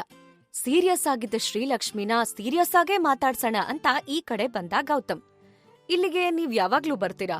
ಇದು ನಿಮ್ ಫೇವ್ರೆಟ್ ಸ್ಪಾಟ್ ಇದ್ದಂಗ್ ಕಾಣಿಸ್ತಿದೆ ಅಂದ. ಹಾ ಅಂದ್ಲು ಶ್ರೀಲಕ್ಷ್ಮಿ ಶಾರ್ಟ್ ಆಗಿ. ಆಕ್ಚುಲಿ ನಂಗೂ ಈ ಜಾಗ ಭಯಂಕರ ಇಷ್ಟ ಆಯ್ತು. ಹಸ್ರಾಗಿದ್ರು ದೂರದಿಂದ ನೀಲಿಯಾಗ್ ಕಾಣೋ ಈ ಬೆಟ್ಟ, ಬೆಟ್ಟಕ್ ಬರೋ ಪುಟ್ಟ ದಾರಿ, ಬೆಟ್ಟದ್ ವ್ಯೂ ಜೊತೆ ಬುಡದಲ್ಲಿರೋ ಈ ಪುಟಾಣಿ ಗುಡಿ ಎಲ್ಲ ಎಷ್ಟ್ ಚೆನ್ನಾಗಿದೆ ಅಂದ್ರೆ ಫೋಟೋ ತೆಗ್ದು ಸೋಷಿಯಲ್ ಮೀಡಿಯಾದಲ್ಲೇನಾದ್ರೂ ಹಾಕಿದ್ರೆ ವೈರಲ್ ಆಗತ್ತೆ. ಭೂಮಿ ಮೇಲಿನ್ ಸ್ವರ್ಗ ಅಂತಂದ ಗೌತಮ್. ಶ್ರೀಲಕ್ಷ್ಮಿ ಸಣ್ಣಗ್ ನಕ್ಲು. ಹೌದು, ಇಲ್ ಬಂದ್ರೆ ನನ್ಗೆ ಒಂಥರ ನೆಮ್ಮದಿ ಸಿಗತ್ತೆ. ಇಲ್ಲಿ ಜನಜಂಗುಳಿ ಇಲ್ಲ, ಸದ್ಗದ್ಲ ಇಲ್ಲ. ಹಾಯಾಗಿ ಗಾಳಿಗೆ ಮುಖ ಒಡ್ಡಿ ಕೂತ್ ಹೋಗಕ್ಕೆ ನಂಗೆ ಭಾರಿ ಇಷ್ಟ. ಅದಕ್ಕೆ ಇಲ್ಲಿ ಬರ್ತಿರ್ತೀನಿ ಅಂದ್ಲು ಶ್ರೀಲಕ್ಷ್ಮಿ. ಅಲ್ವಾ ಮತ್ತೆ? ನೋಡಿ, ನೀವ್ ನನ್ ತಲೆಲ್ ಏನಿತ್ತೋ ಅದನ್ನೇ ಹೇಳ್ತಿದ್ದೀರಿ. ಇಂಥ ಗುಡಿಗಳೇ ಬಹಳ ಇಷ್ಟವಾಗೋದು. ಹೊರಗೆ ಪೇಟೆ ಗದ್ಲ, ಜನಜಂಗುಳಿ ಇರೋ ದೇವಸ್ಥಾನಕ್ಕಿಂತ ಇಂಥ ಜಾಗ ಕೊಡೋ ಶಾಂತಿನೇ ಬೇರೆ ಅಂದ ಗೌತಮ್. ಜಾಹ್ನವಿ ಕಡೆ ನೋಡ್ತಾ, ನೋಡಿ, ನಾನು ಇವ್ರು ಸಾಕಷ್ಟು ವಿಷಯದಲ್ಲಿ ಮ್ಯಾಚ್ ಆಗ್ತೀವಲ್ವಾ ಅಂತ ನಕ್ಕ. ಜಾಹ್ನವಿ ಕೂಡ ಜೋರಾಗ್ ನಕ್ಲು. ಏನಂದ್ರಿ? ಅರ್ಥ ಆಗ್ಲಿಲ್ಲ ಅಂದ್ಲು ಶ್ರೀಲಕ್ಷ್ಮಿ. ಬೇಡ ಬಿಡಿ, ಏನಿಲ್ಲ, ಸುಮ್ನೆ ಹೇಳ್ದೆ ಅಂತ ನಾಲ್ಗೆ ಕಚ್ಕೊಂಡ ಗೌತಮ್. ಬಂದು ಬಹಳ ಹೊತ್ತಾಯ್ತು. ಸರಿ, ಹೊರಡೋಣ ಅಂತ ಗೆಳ್ತೀರಿಬ್ರು ಹೊರಟ್ರು. ಅಯ್ಯೋ, ನನ್ ಬಿಟ್ಟು ಹೋಗ್ತೀರೇನ್ರಿ? ನಾನು ಬರ್ತೀನಿ ಜೊತೆಗೆ ಅಂತ ಗೌತಮ್ ಕೂಡ ಅವ್ರ ಹಿಂದೆ ಹಿಂದೆನೆ ಹೊರಟ. ಹೋಗ್ತಾ ಹೋಗ್ತಾ, ಒಂಥರ ಚೆನ್ನಾಗಿದೆ ಈ ಹೊಸ ದಾರಿ ಅಲ್ವಾ ಗೌತಮ್ ಅಂದ್ಲು ಜಾಹ್ನವಿ. ಹೌದೌದು, ನನ್ಗಂತೂ ದಾರಿ ಸಖತ್ ಇಂಟ್ರೆಸ್ಟಿಂಗ್ ಆಗಿದೆ ಅನ್ಸ್ತು. ದಾರಿಲ್ ಸಿಕ್ಕೋರ್ ಕೂಡ. ಇನ್ನು ಈ ದಾರಿ ಬಿಡಕ್ಕಾಗತ್ತಾ ಹೇಳಿ? ಒಳ್ಳೆ ದಾರಿ ಸಿಕ್ಕಾಗ ಅದೇ ದಾರಿಲಿ ಮುಂದೆ ಹೋಗ್ಬೇಕಂತೆ. ಹಾಗಂತ ಹಿರಿಯರ್ ಹೇಳಿದಾರೆ. ಸೊ ಈ ದಾರಿ ಬಿಡೋ ಸೀನೇ ಇಲ್ಲ. ಇನ್ನ ನಮ್ದು ಶ್ರೀಲಕ್ಷ್ಮಿದು ದಾರಿ ಒಂದೇ ಅಂತ ಈ ನೀಲಿಮಲೆ ಗುಡಿ ಲಕ್ಷ್ಮಿನೇ ಆಶೀರ್ವಾದ ಮಾಡಾಗಿದೆ ಅಂದ ಗೌತಮ್. ಏನು? ನಂದು ನಿಮ್ದು ದಾರಿ ಒಂದೇನಾ? ಅಂದ್ರೆ ನೀವಿರೋದಲ್ಲಿ, ನಾನಿರೋದಿಲ್ಲಿ. ಅರ್ಥ ಆಗದೆ ಶ್ರೀಲಕ್ಷ್ಮಿ ಅಂದ್ಲು. ಈಗ ದೂರ ಇದ್ರೇನಂತೆ, ದಾರಿ ಒಂದೇ ಅಂದೆ ಅಂದ ಗೌತಮ್. ಅಂದ್ರೆ ಮತ್ತೆ ಪ್ರಶ್ನೆ ಮಾಡಿದ್ಲು ಶ್ರೀಲಕ್ಷ್ಮಿ. ನಾಳೆ ನಮ್ ಮದ್ವೆ ಆಗತ್ತಲ್ಲ, ನೀವು ಸಪ್ತಪದಿ ತುಳಿತಾ ನನ್ ಹಿಂದೆನೆ ಬರ್ತೀರಿ. ಆಗ ನಮ್ಮಿಬ್ಬರ ದಾರಿ ಒಂದೇ ತಾನೆ ಅಂತ ಗೌತಮ್. ಸಡನ್ ಆಗಿ ಗೌತಮ್ ಹೀಗಂದಿದ್ ನೋಡಿ ಶ್ರೀಲಕ್ಷ್ಮಿಗೆ ಶಾಕ್ ಆಯ್ತು. ಈ ರೀತಿಯ ಕಥೆಗಳನ್ನು ಕೇಳಲು ಈಗಲೇ ಪಾಕೆಟ್ ಎಫ್ಎಂ ಆಪ್ ಡೌನ್ಲೋಡ್ ಮಾಡಿ. ಆಪ್ ಡೌನ್ಲೋಡ್ ಮಾಡಲು ಲಿಂಕ್ ಅನ್ನು ಡಿಸ್ಕ್ರಿಪ್ಷನ್ ಅಲ್ಲಿ ನೀಡಲಾಗಿದೆ.